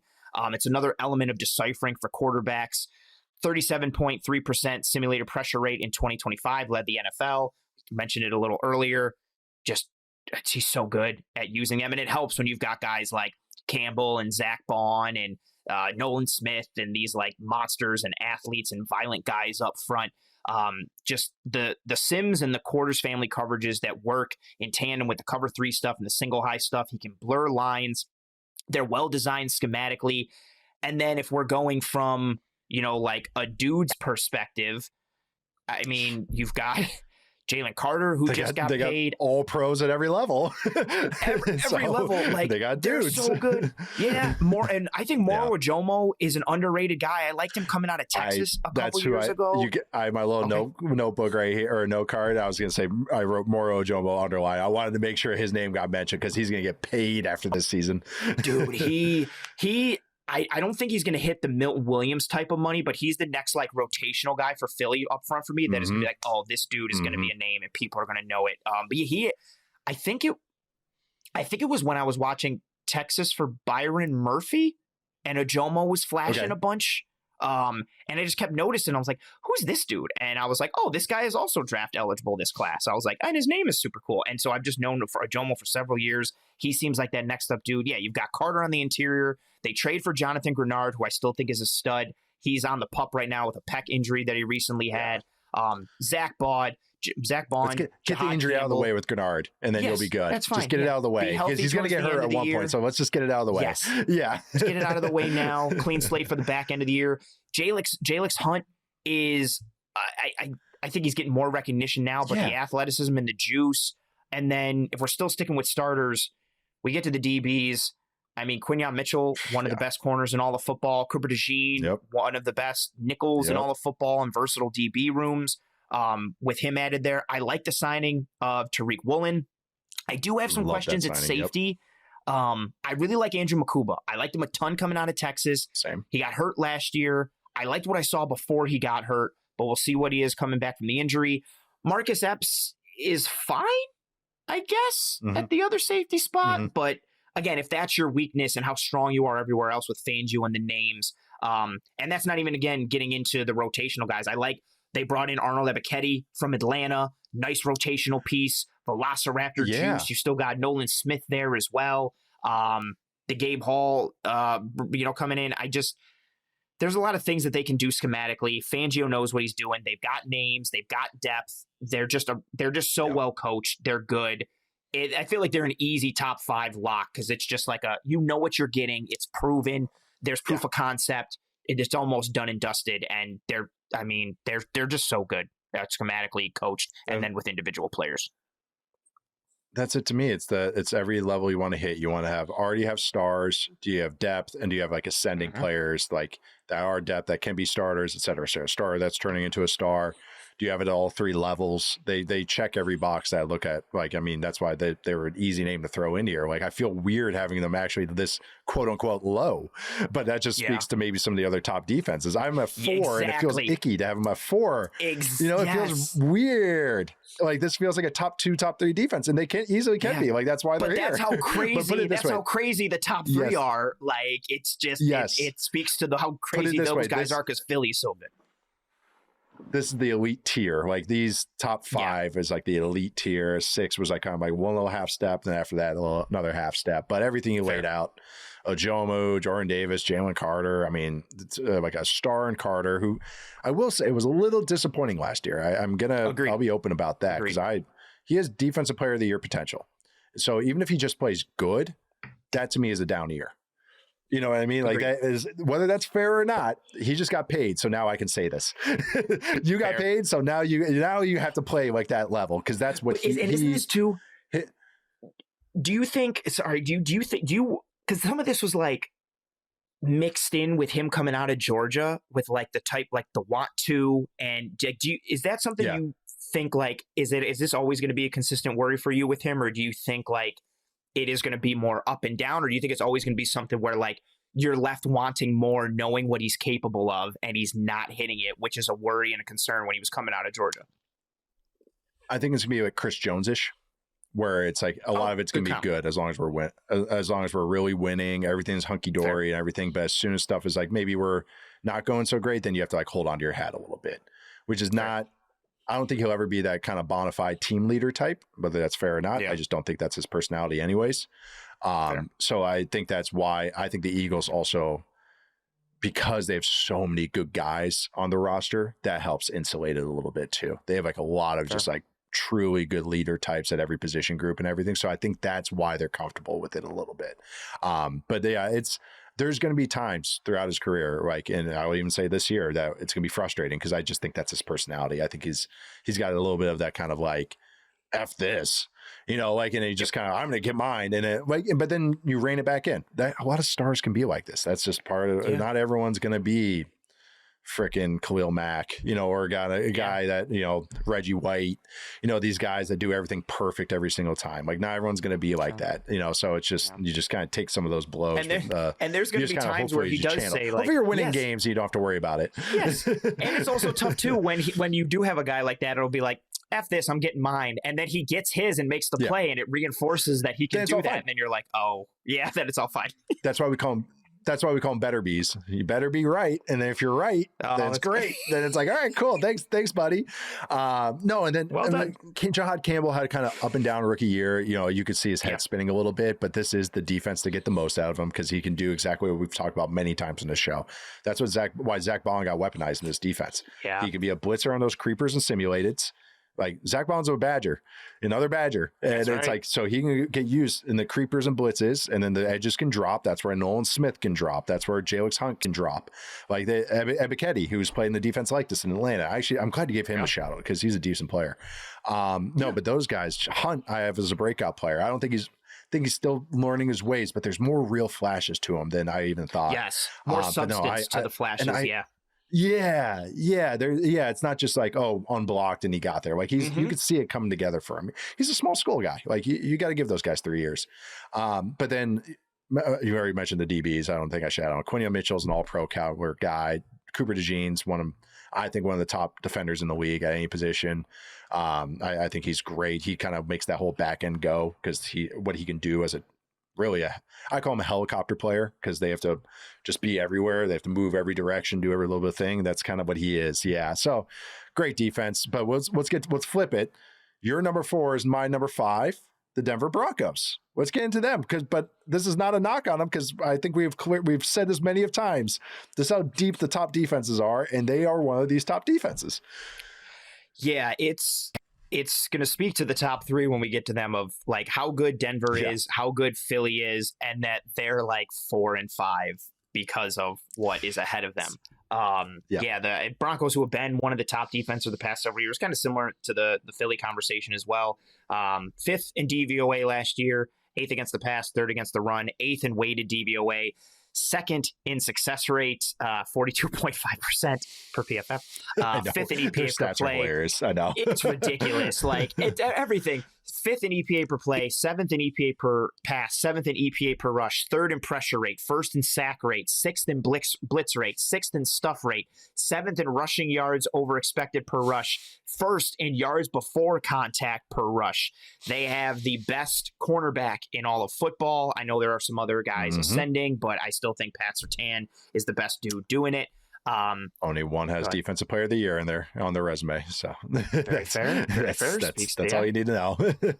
So good. One of the best edge rushers in all of football in Nick Bonito. One of the best versatile front players in all of football in Zach Allen with what he can do from an odd front and an even front structure.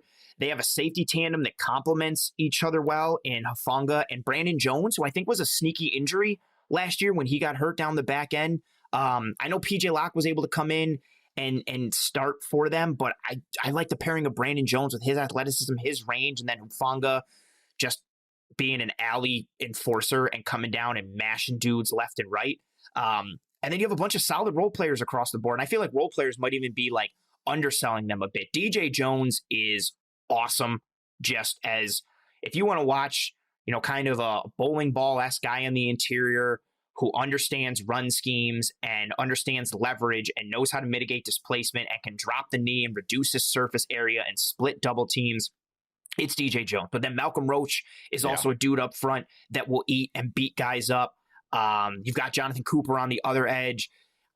Nate McMillan, or Jaquan McMillan, I should say. Nate McMillan, I think, was a basketball player. There was a Nate McMillan somewhere. Basketball player, coach. Right? Yeah, okay, thank you, coach. Yeah, for the Blazers, right? Yeah, is that where I was like, why is Nate McMillan in my head? Thank you. I knew you always like the cross sports reference. I was like, he's going to know. Yeah. I was like, why is Nate McMillan? Oh, that was a specific one, though. I was like, I picked that one up. Yeah. Yeah, thank you. But yeah, Jaquan McMillan is still such a good nickel that they drafted Jahdae Barron to kind of be the nickel, and he can't get on the field. Yeah, he can't get on the field. I know.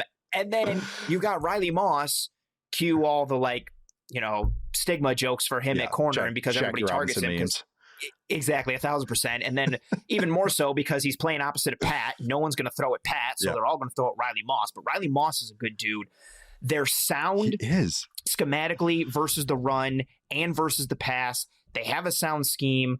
You've got some good rotational guys that are in there. I even like Chris Abrams-Drain, one of their depth corners who came out of Mizzou a couple years ago. I like Jonah Ellis up front for them as well, and what he can do. Yeah, what he can do off the edge.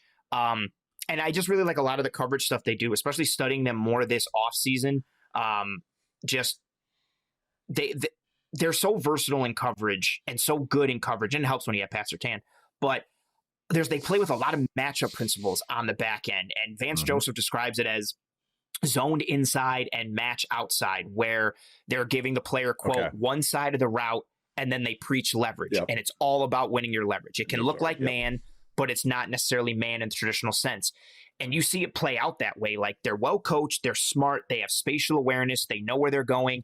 I wish linebacker, I still have questions at linebacker, but they're fine. Like Sternad and Singleton, fine considering who they're insulated with and insulated by. I'm always going to think back to the Packers game where I feel like they were getting picked on a bit when it was Singleton and Greenlaw a little bit. And that was even when the Packers weren't at full strength because Tucker Kraft was out at that point, but Musgrave was running wild and they were hitting crossers and stuff behind between the second and third levels left and right. I think that's a bit of a limitation. But it also kind of doesn't matter because of everything else. The match stuff, and that's how you get it, is you get a guy to cross each spot. So then it's like if just one guy doesn't pick him up right, it's old school. It's like one guy doesn't. It's like basically breaking the chain. How you used to attack one hole. Yeah, you're breaking the whole player. Your influence. So it's not man. But I'm just saying, like, philosophy wise, in an offense, that's what you're trying to do. Just like have so much sugar in front of the guy that he's like, oh shoot, that guy popped open. I'm saying that, like, Parker Washington popped open on some of these too. It's just like you kind of just get that moment of hesitation out of that. Yeah, but they're a strong group. They're well coached. They got good players. Some of the best players at their positions. Like they're just so good. And it's funny that they're not in the top three, but they're year in, year out for the past several years. And I think what's also nice too is like this, pretty much this whole group, it's a returning group. that's already been a good group. Yeah, like there's not, well, they lost this guy, they lost that. Like they lost Dre Greenlaw and then technically Jim Leonhard, I guess, but everything else still really returns. John Franklin Myers. That would be the one. Oh, John Franklin Myers. Good call. Good call. Yeah, that is the one. That would be the one. But that's why it's not as big of a deal for me, is because they have other Clydesdales to throw out there that can help them out. But Franklin Myers is the one. That would be the only one. I forgot him. He was on my good call. Yeah, no, that's why I was going to say, though, exactly your point there at the end was they return everybody in a defense that does. It's just like the Vikings. They do some tweaky things that are just like a little different than everybody else. Well, if you return everybody, then that's your normal. And then now we add new tweaks and it just adds another layer to it in theory. But like you just laid it all out though. They got depth. They can run man, even if they wanted to, like one of the few teams that could live in man coverage if they wanted to, which is such a nice ace in the hole. Like you never know when you need that, coverage, especially true man, press true it, lineup. Like, F you. You can run mesh and we're just going to run the mesh route for you, like those guys. Like, good luck. There's only really two or three teams that can do that in the league right now. But no, my one Riley Moss stat before we hit the break here, because you laid it out perfect. Like that, it's hard to go away from this defense. They make it so tough on teams. You can get them, like you can get gash plays on them, but you're going to eat some. Like it's a lot of give and take against this defense. Like it's just, even if you're on your best days. But Riley Moss is my favorite stat, because you mentioned you're going against PS2, because I kept saying all last year he made the all football 301 team, which is kind of like an all underrated team, whatever. It was that it's like a guy that just I understand his lowlights. He just kept getting dunked on, and it's because no one got targeted more than Riley Moss last year. In period, no corner got targeted more. 115 targets. Like there's only a couple above 100. It's because no one's throwing at PS2, and so they're like, okay, we got. And then I'm sure some of the stereotypes played in early, but now it's just like we don't want to throw at number 2. Like, and I totally get. But he was like really good. Like his success rate allowed was better than Derek Stingley's. Like it was 41.7, sub 40s elite, so 41.7 is about very good.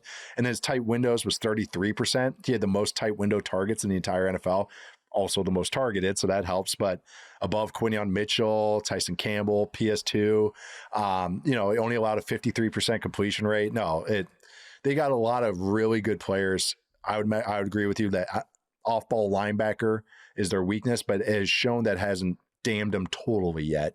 And also they can mitigate it a little bit. But it's a good team that can throw heat at you, that can blitz you, makes it tough scheme wise. You can get them, but they're going to make you earn it.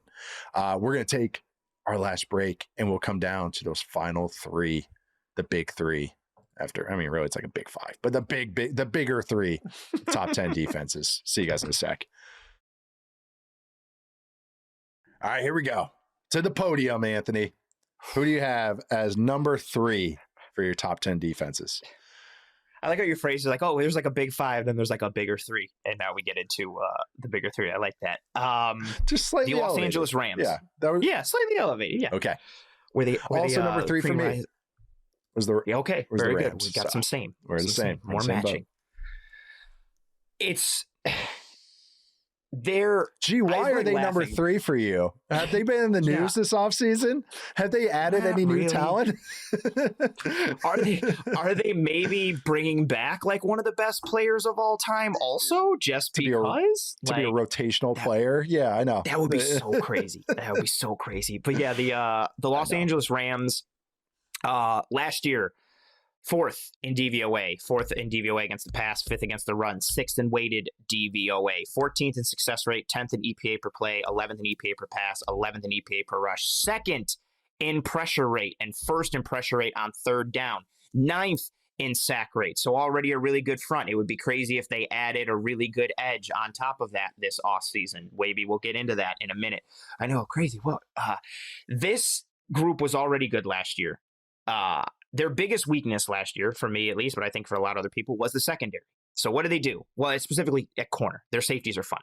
So they went out and they got Jalen Watson from the Kansas City Chiefs. And then they also got for me at least, a top 5 corner in the NFL in Trent McDuffie, who is just phenomenal. Both of those guys now push Emmanuel Forbes into more of a depth role and a corner 3 role, which I think is nice.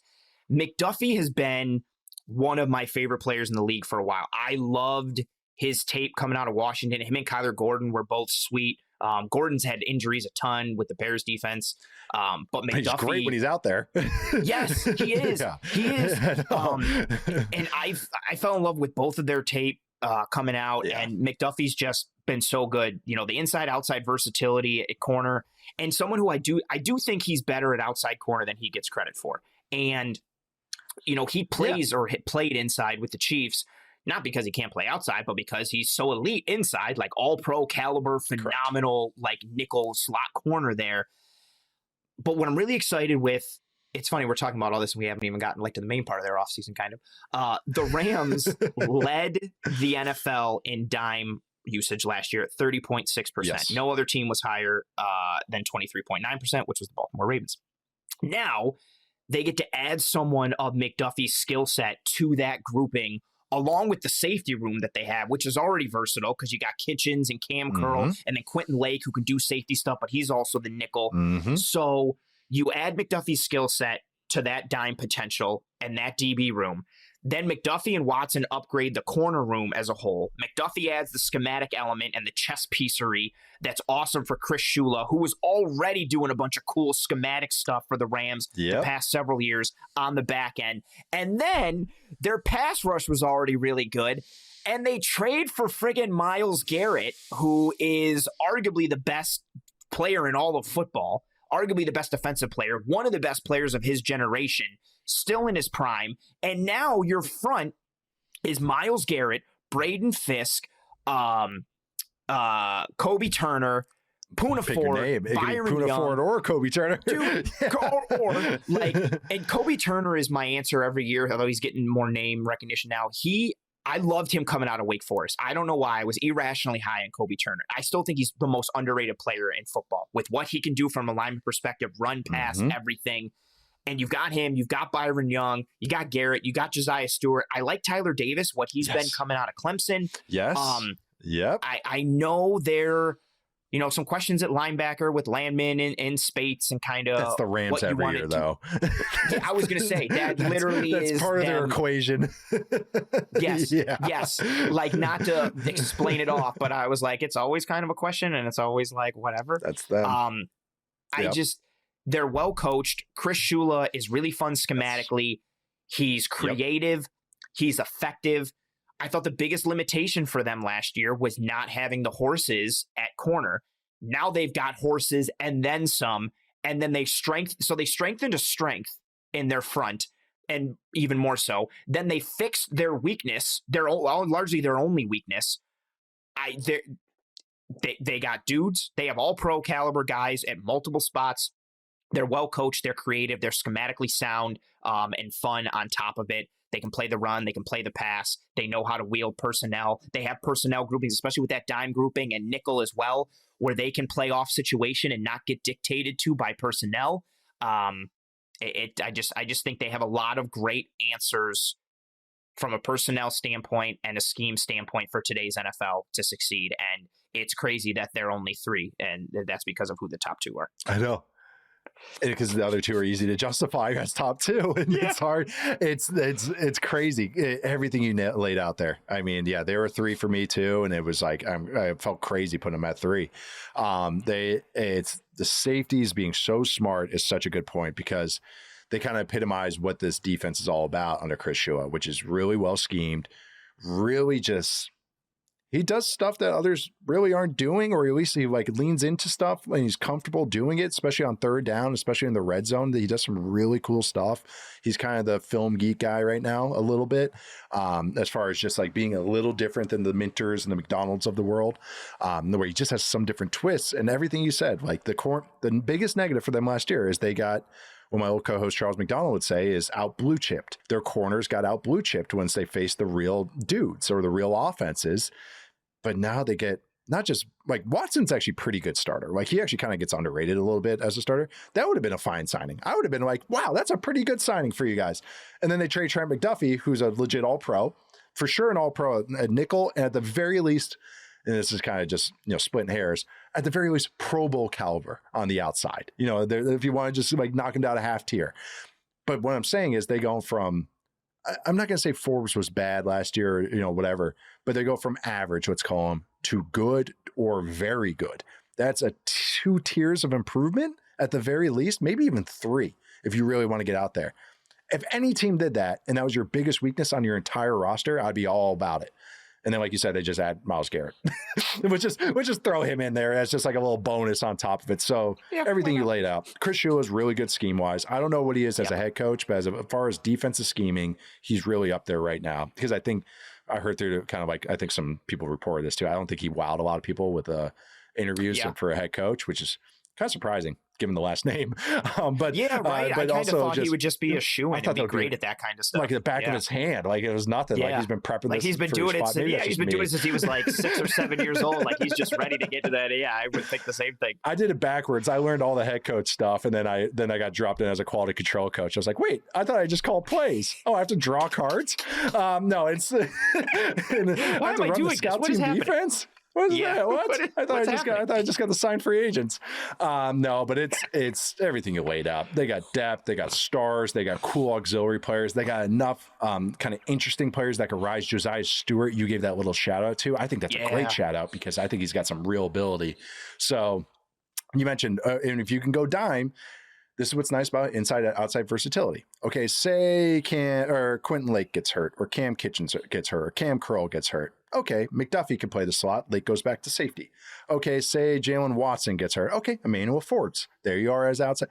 Depth and then up front they have depth too. So it's like, and we got guys that can win one-on-ones, and we got guys that can win one-on-one on the inside and the outside, and we got versatility with those guys where they can align. I've already seen Myles Garrett on the Rams clip lining up on the inside. Imagine a 5 down front with Myles Garrett lined up over the center, and you have to go one-on-ones. Good luck defending that. This is a legit defense. And with the offense, who I had as number 2, Matt as number 1, I think Mina as number 1. So you got top 3 defense and a top 2 offense locked in, projected. You can see why they're the Super Bowl favorites. Yes, that's a great point too. How's their special teams? But how's their special teams? It's a third. It's a phase. The third phase. I love that point too, because I didn't know how much I wanted to lean into it, because it's like, okay, just focusing on the defenses, but given their offense, like they're going to be put in advantageous situations, which allow them to kind of play on the front foot even more. Correct. And I spoke with Michael Hoyt last year when he came over from the Rams, coming to the Bills, and breaking down a bunch of the tape and talking about him. Like, so Chris Shula, well, he's been with the Rams for several years, but then he was the DC starting in 2024. And they were doing all this. They called it like their cheetah package when with it'd be like Hoyt, and then they used Hoyt everywhere. He was such a funny player. Hoyt was everywhere. But Shula would get to these like overload looks, like 5 down and like 3 on one side, 2 on the other, and then they might drop out somebody or they might bring it. And now you get to do that same stuff with Myles Garrett, who you don't even necessarily need to do that. You can just be like, hey, Myles, just go beat that tackle. But now you also have a guy who can game up stuff with Myles Garrett. And not only is it Myles Garrett, it's all the other names we mentioned. And they have an offense that's going to play with them, that isn't going to hold them back, like that will put them in spots to succeed and set them up for success. I'm expecting big things for them. And I also feel like Chris Shula got a bit of a raw deal, I think, from a lot of folks, as like for fans at least, in the head coaching search, because it was like, the Seahawks put a bunch of points up on him. The Panthers put some points up on him. They were like, oh, this guy can't be good. It's like, no, like there's limitations. They had a really good year last year. He does good stuff. I feel like how good Chris Shula isn't understood enough. He was already good, and now he's got more ingredients in the cupboard to make really good meals. It's just, it's going to be so fun. And it's no offense, again, we'll round it up or, circle it back, but with Brandon Staley, yes, he did some cool stuff when he was the DC for the Rams. He also had Aaron Donald and Jalen Ramsey and everything. And that's what Chris Shula has done is a lot cooler, I thought, because of it. There was some scheme stuff he's done. And I would say 2 years ago when the defense was he did some stuff in the red zone I've never seen a team do before. And whether that was just a special game plan thing or what, maybe I've missed a team doing it before, but like he had one where it was a motion and he rose boom the linebacker triggered off the motion. And I had never seen a team do it. So I've seen teams have those kind of rules, but how fluid everybody hit it and everything. I was like, wow, that was like one of those where I was like, I'm going to put that in the back of my mind and remember you, Chris Shula. And it's like, it's looking pretty good what he's doing right now. But let's get to our top two. I don't think this will shock anybody, what our top two is going to end up being. But who's your number two? They're the same. Spoilers to 2 and 1. But who's your number two, Anthony? Okay. Yeah, this was really tough. Like I knew who the top two were going to be. I said this earlier. Like I knew what the top three was, and I knew the Rams were 3. And so then I was trying to parse and figure out who's 2 and who's 1. And it's so tough because I love both. No, the 2 and the 1 here on my list, but they have some same to them, but they're also different in a lot of ways. My number 2 is the Seattle Seahawks, which so was mine, and it killed me to say that. But I know. It's just who's number 1 is, which felt weird not to put him at 1. Yes, so, and I'll go through all the good stuff, and then I'm going to kind of give my reason for why they were 2. So again, if we want some metrics and some stats, last year, 2025, first in DVOA, first in passing DVOA, first in rushing DVOA, first in weighted DVOA, 6th in success rate, 2nd in EPA per play, 8th in EPA per pass, 1st in EPA per rush, 5th in pressure rate, and then you want to tie in like not a high blitzing team, 23.9 blitz rate, but when they call them and the design of them, which I'm going to get into, was absolutely phenomenal.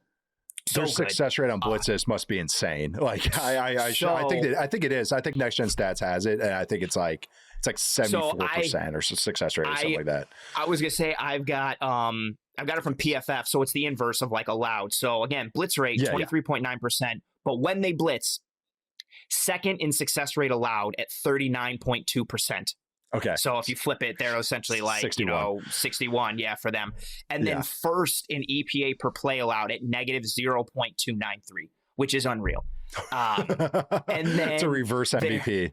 That's a good way to look at it. That's it's a reverse MVP. It's the worst rookie quarterback you've ever seen, basically. Yes. Yeah, who can't figure anything out. And then stuff rate, again, runs for 0 or less yards. They were 8th. Rush yards over expected per rush, they were 1st. Yards before contact per rush, 5th. Yards after contact per rush, 4th. McDonald has, just really ascended. I mean, he was already like top tier, but I feel like ascended even further as a schemer. He is the McVay Shanahan equivalent on the defensive side of the ball. He draws up so many good, especially from a blitz standpoint, but just the philosophy, the identity, the way they play the run, the way they attack. He calls things at the right times. He pushes the right buttons, pulls the right levers. He's a good sequencer. He has both design and sequencing in his calls.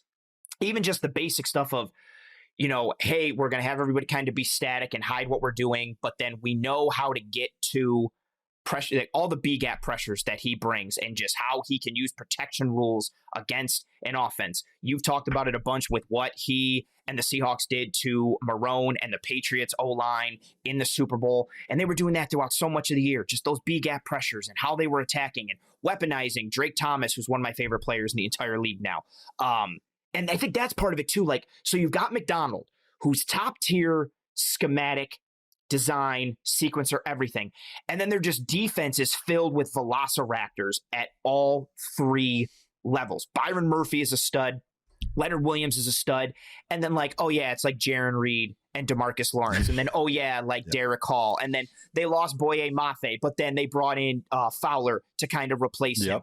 And you lose Kobe Bryant, which I think is a decent loss. You replace him with the Rainmaker, Ty Okada. I know you'll get that reference. I hope you enjoy it. I love then that. You draft. Man, I didn't even put that one together. That's a great one, especially he's in Seattle too. That's perfect. I said that on Blue Sky like a couple months. Anytime I've ever said anything about Okada, I've always given the Rainmaker reference, and it brings me so much joy when people respond with gifs of Kazuchika Okada doing the Rainmaker pose or anything. And I'm like, yes, like people here. People know my brand, it brings me. They do. They get me. They really like me. They do. The only thing that kind of, and again, splitting hairs, that holds me back a little bit. 18.8% dime rate last year, which is awesome. Great in nickel, great in dime, light box stuff, curated blitzes, all that. I wonder just how much things change a little bit with Tariq Woolen being gone. Like, do they become more of a big nickel team now that Witherspoon's going to play on the outside? There is some, like, that dime package was so fun where Amenwari was essentially like your Will, and then Witherspoon was the nickel, and then it was Reek and Job and Bryant and Love. And so Bryant being gone, again, this is me really splitting hairs to be like, oh, you know, what can you try and poke holes a little bit in? But they just have so much flexibility.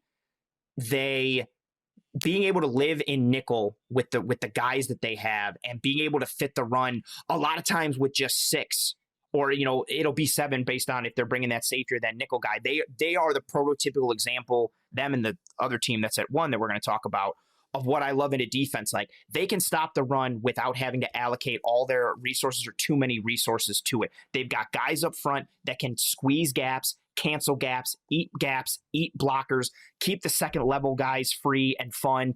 And then they've got all this schematic potential on the back end. Everybody wants to hit you and rip your throat out, Roadhouse style. And it's just, they're just so good. They've got dudes. They're well coached. They're schemed. They're just super great. Yeah, nailed it. Defending Super Bowl champs for a reason. One of the best defenses I've probably have seen, at least in my modern eyes. They, scheme wise, they're on tippy top. I've described McDonald's scheme before as a kaleidoscopic because it just like changes the picture on you. They run a little bit of everything, and it kind of focuses. Yeah, it just changes just a little bit, just those little tweaks. All right, we're going to run quarters or cover 6, but then we're going to have the poach, or we're going to have this week.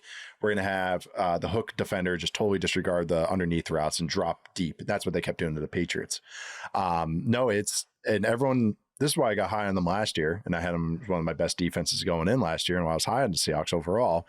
Reminder to everybody, had them as my NFC West champs, had them winning a playoff game, all of that stuff. Not Super Bowl champs. Had them going far, though.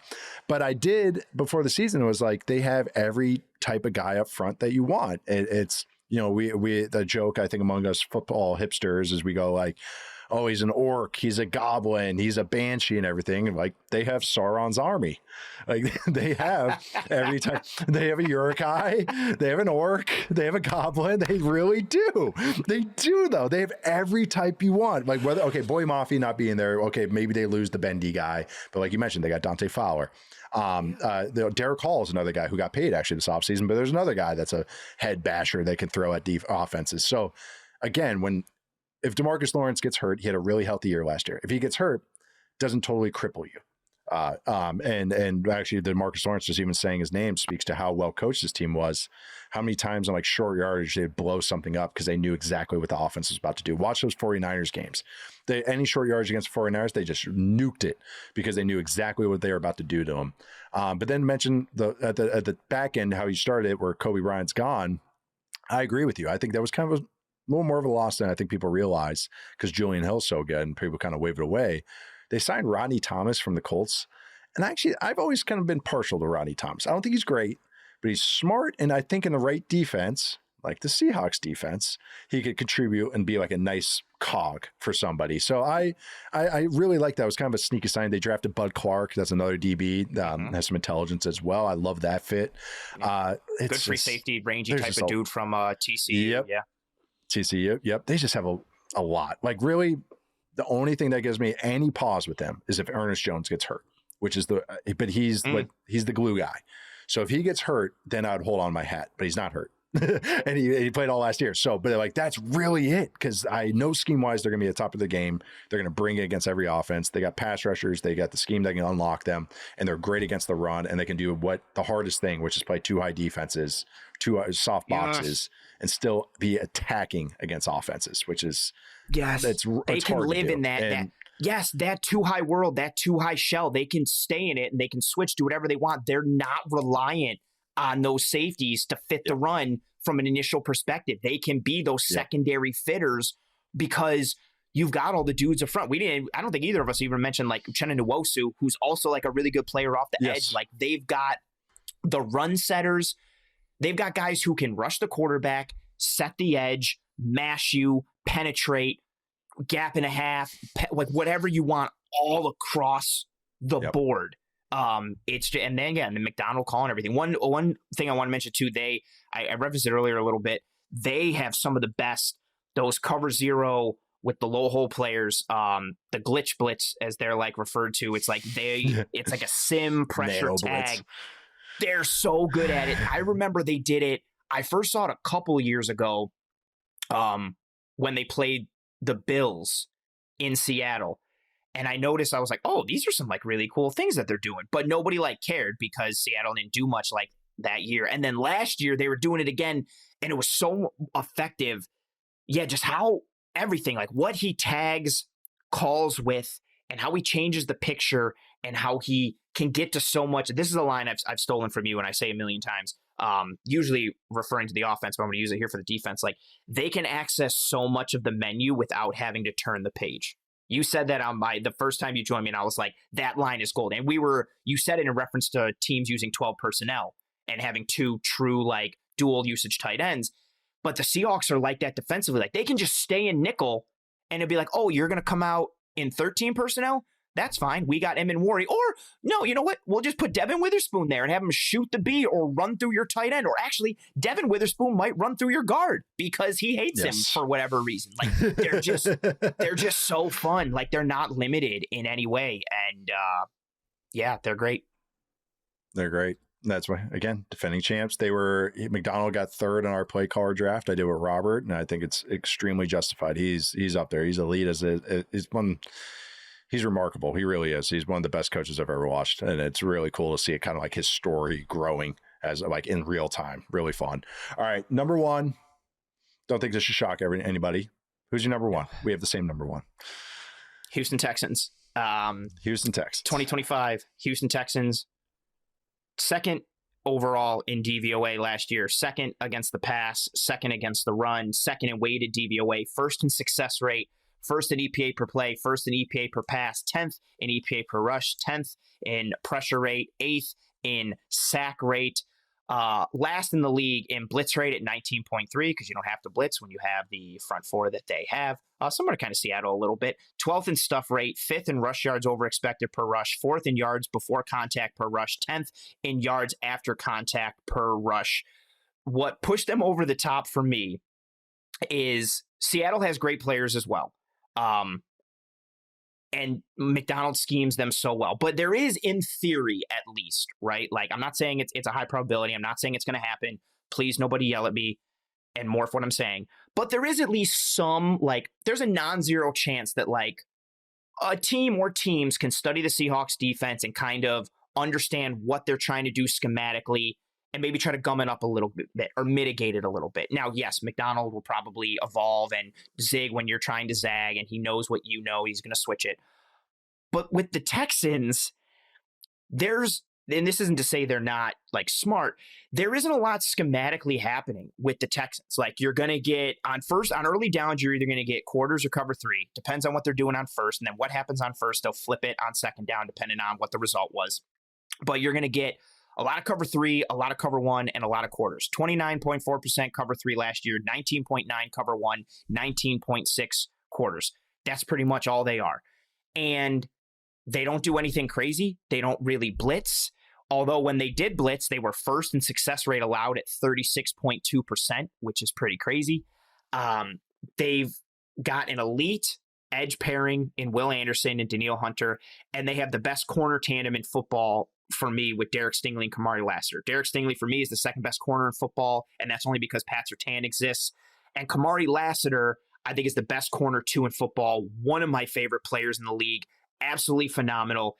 And what's so good about them is, you know, when they're in cover one, it's man coverage is what it is. But when they're in cover three or anything in the quarters family, 4, 6, 8, whatever they're doing, they, like a lot of other defenses, they'll lock the solo receiver side if it's like a 3-by-1 or whatever. And So granted, more teams are doing that now, but it's different when you can lock that solo receiver with Derek Stingley and Kamari Lassiter. And then on the other side, they have the numbers. Yes. Yeah. And then on the other side, they have the numbers advantage. They have quality in those numbers. So you're trying to beat the numbers and beat the individuals in coverage. And then, oh yeah, Will Anderson and Daniil Hunter want to absolutely murder you. And I also don't think their interior defensive line gets talked about enough. Sheldon Rankins, still making plays, good pass rusher, can play the run a bit. Tommy Togiai, their like run-stopping interior guy, I think is one of the best role players in the league and one of the most overlooked guys in football or unheralded.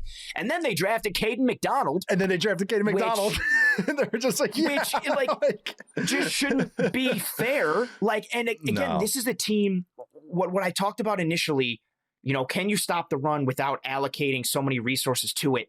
They can stop the run just with their front four and the two linebackers. The front four will eat and kill and create lanes for Al-Shaair and Henry To'oTo'o to both play like red shells, or for at least Al-Shaair, like the spike shell from Mario Kart. He's detonating on everybody. You've got Jalen Petrie. To'oTo'o's the green shell.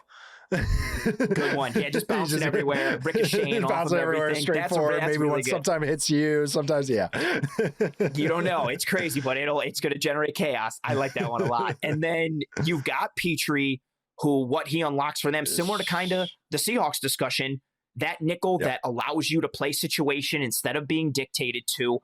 And I also think the signing of Reed Blankenship is a sneaky good one, because Kalen Bullock, Bullock's been better as a tackler than I thought he was going to be coming out of USC, because his tackling was so bad at USC. But Bullock, what he was at USC and still now. Oh, that's fair point. USC's defenses were a little rough, and then what Wisconsin did? Let's hire the guy. Yeah, right. Let's do that. I digress. I don't want to get into Wisconsin football right now. We need some of that. But Bullock has always been sound as a center fielder and a patroller D. Yeah. Now you pair him with Reed Blankenship, who is so good as that down safety or as that backside poacher trick safety in the quarters looks, or just straight up as a quarter safety. He stabilizes that back end, also continues to let Bullock just roam and play deep. Their corners tackle the football. This is a team where, and it gets similar to the Seahawks conversation, I didn't even necessarily mention it for them, but let's run duo against the Texans. And okay, we'll leave the corner unblocked because that's what we're going to do, and our running back can bounce it to him. Okay, Stingley and Lassiter can both tackle, and they want to. And also, Kamari Lassiter is going to take personal offense if you run the ball his way. And the Texans do that in general, and the Seahawks are like that too. They both just play defense like they're offended that the offense is on the field. How you think, why are you even on the field? You think you're going to gain yard? You think you're going to score on us? Okay, we're going to punch through your face. And there's not a lot of scheme craziness. They just got a bunch of great dudes. They know who they are. It's simple. And I think that's why for me, they're number one, because you kind of know what you're going to get with them, and you can't do anything about it because you can't beat their guys, and it feeds off of one another, fits well together. And then they have studs on top of it, and they just hunt every single play. It was talking about they're already dang good, and probably a defense that we talk about even more if the Seahawks didn't exist last year. But on top of it, they just shored up the little quasi weaknesses they had. Okay, they tried with Jimmy Ward. He was always getting hurt. They always try to have safety back there. Reed Blankenship's perfect for what they need. He just shores it all up. He can do a little bit of everything and just kind of sound, and just that's the type of play. They just need reliability there. And then on top of it, the Caden McDonald thing, he's a really talented guy. I had him in my top 25 players. It's actually had some pass rush production too at Ohio State, which was, surprising for a guy that's a nose, just really athletic. And if the Seahawks are a pitcher that can throw 98, but really, maybe they're like Clayton Kershaw and they can just mix their pitches, and the curveball is as deadly as the fastball. We're getting the cross sports analogies. Maybe that's not the best pitcher for that, but I don't want to say Greg Maddux because everyone goes, he only throws 91. What do you mean? The Seahawks don't have a fastball. I'm just trying to think of somebody here, okay? Yeah. What the whole analogy is, the Texans are Randy Johnson. They're going to just throw, I like that. You're getting 103, hit it.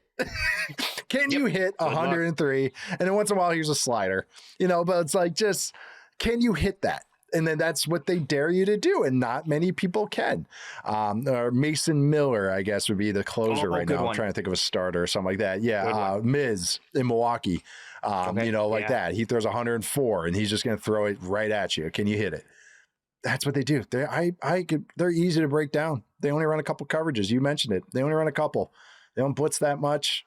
They are the last of the kind of disciples of the Legion of Boom. And that's what they just run what they have, and they have really good players. They play really fast because if you run the same coverages, offenses are going to attack you in similar ways. The NFL is very distilled in that way. They're going to attack you in certain ways. But if I know that, and I know you're going to do one of like 2 or 3 things, then I can play against those counters faster.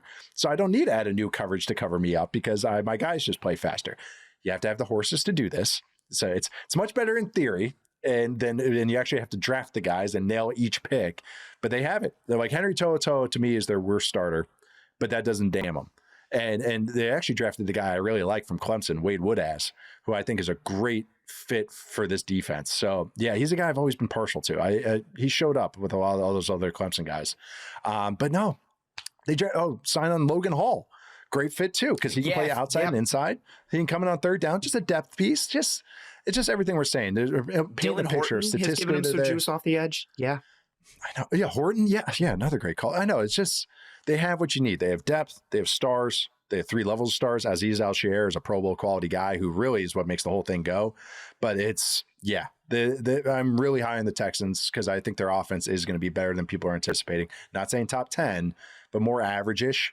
And in the AFC, if you have the elite Banshee defense with an offense that can do enough and has a quarterback that can do enough that I think Stroud can, I'm pretty dang high on the Texans. But, man, this defense is going to be a fun one. So let's recap these lists. Anthony, again, you did a great job. Not just because we had some overlap, but you did a great job. Your list, number 10, the Chargers. Number 9, the 49ers. The number 8, the Vikings. 7, the Ravens. 6, the Jaguars. 5, the Eagles. 4, the Broncos, 3, the Rams, 2, the Seahawks, and 1, the Texans. My list, at number 10, I had the Saints, number 9, Jags, number 8, the Steelers, number 7, the Ravens, number 6, the Vikings, number 5, the Broncos, number 4, the Eagles, number 3, the Rams, 2, the Seahawks, and 1, the Texans. Thank you again, Anthony, for joining me. For anyone that doesn't know your work, where can they find you? What are you working on right now? You can find me on Twitter at pro__ant. That's pro 2 underscores ANT. You can find me on Blue Sky at proant, no underscores there, just PROANT. I host a podcast called Disguise Coverage, usually live every Tuesday, 9 p.m. Eastern on YouTube, and then uploaded to the podcasting apps and platforms after. I also co-host a show called The Film Room. Both of these shows are focused mainly on the Buffalo Bills, but I do a lot of stuff across the league, especially on my socials. Everything for me is film breakdown, pairing that with analytics and trying to put complete pictures together when it comes to scheme and structure, X's and O's, and Jimmy's and Joe's, so individual player evaluation, responsibilities, everything like that. And that's me. Anthony, that was great. I know you covered the Bills, but I think, I wanted you to highlight everything you check out because you tweet a bunch. You not just film you're watching. You love to study the league as much as I do. I could tell you always try and gather new ideas. What's your burner account called? Film Collins? Is that the burner? Yeah. Is that a pun on Fort Collins? No, it's just a pill. I was trying to just think of something that was film based because all I do is post like the film clips from there and then grab them on my main. And so I was like, what's the thing that has film in it? And I was just like, oh, Phil Collins. And I was like, Film Collins. And so it's just I didn't even get that. Dang it. I like Phil Collins. Actually, Susudio is one of my favorite karaoke songs. I didn't even get that. That's a good one. Oh, yeah, I was just thinking like a together. film pun. And so yeah. I got taken down for posting some college football clips, for draft season. And I got reported for a South Florida, East Carolina game. And that's the one that was the final strike that took me down. And I went off because I was like, who is taking me down from East Carolina or South Florida right now? It's like, you want me to break down? I could tweet every play you guys are running. No one it's because it's the coaches that report it or people on the staffs. So I'm like, all right, you losers All right, who do you want me to take? Like, no one at Michigan gave a no one at USC cared, and East Carolina and South Florida can have the gall to report me. Yeah, so yeah, I know who's on on those coaching staffs to this day. But no, yeah, that changed though. I had like a talk with Catapult and Nexos and stuff. Yeah, that was. Thank you for bringing up those memories. Sorry. I had to use Daddy Magic I had a burner with Daddy Magic from AEW as my profile pic. Nice. Yeah, I think it still exists somewhere. Yeah, I haven't been on it for a while. Who knows? I'll see if I get taken down this year. But Anthony, nice. Thanks again, man. That was great. Thank you for bringing the heat. Always fun. You are. I was going to say you're a muffin full of blueberries, but that just sounds really bad. But subscribe.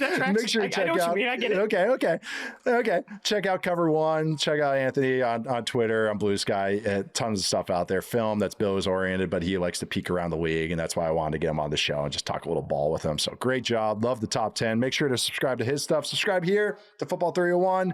Rate us 5 stars wherever you get your podcasts. Also, subscribe to the Yahoo Sports NFL YouTube channel. Like, subscribe, all that good stuff. This video will be out there. The show will be out there. It'll be posted on there. All of our stuff for the rest of the season and beyond will be on there. So please subscribe now. Really, really appreciate it. Thanks to everyone behind the scenes for making us look and sound good here at Football 301 as I butcher that last line. But thank you all for listening. See you guys next time. Tuesdays and Thursdays, division previews next week. See you guys. Bye.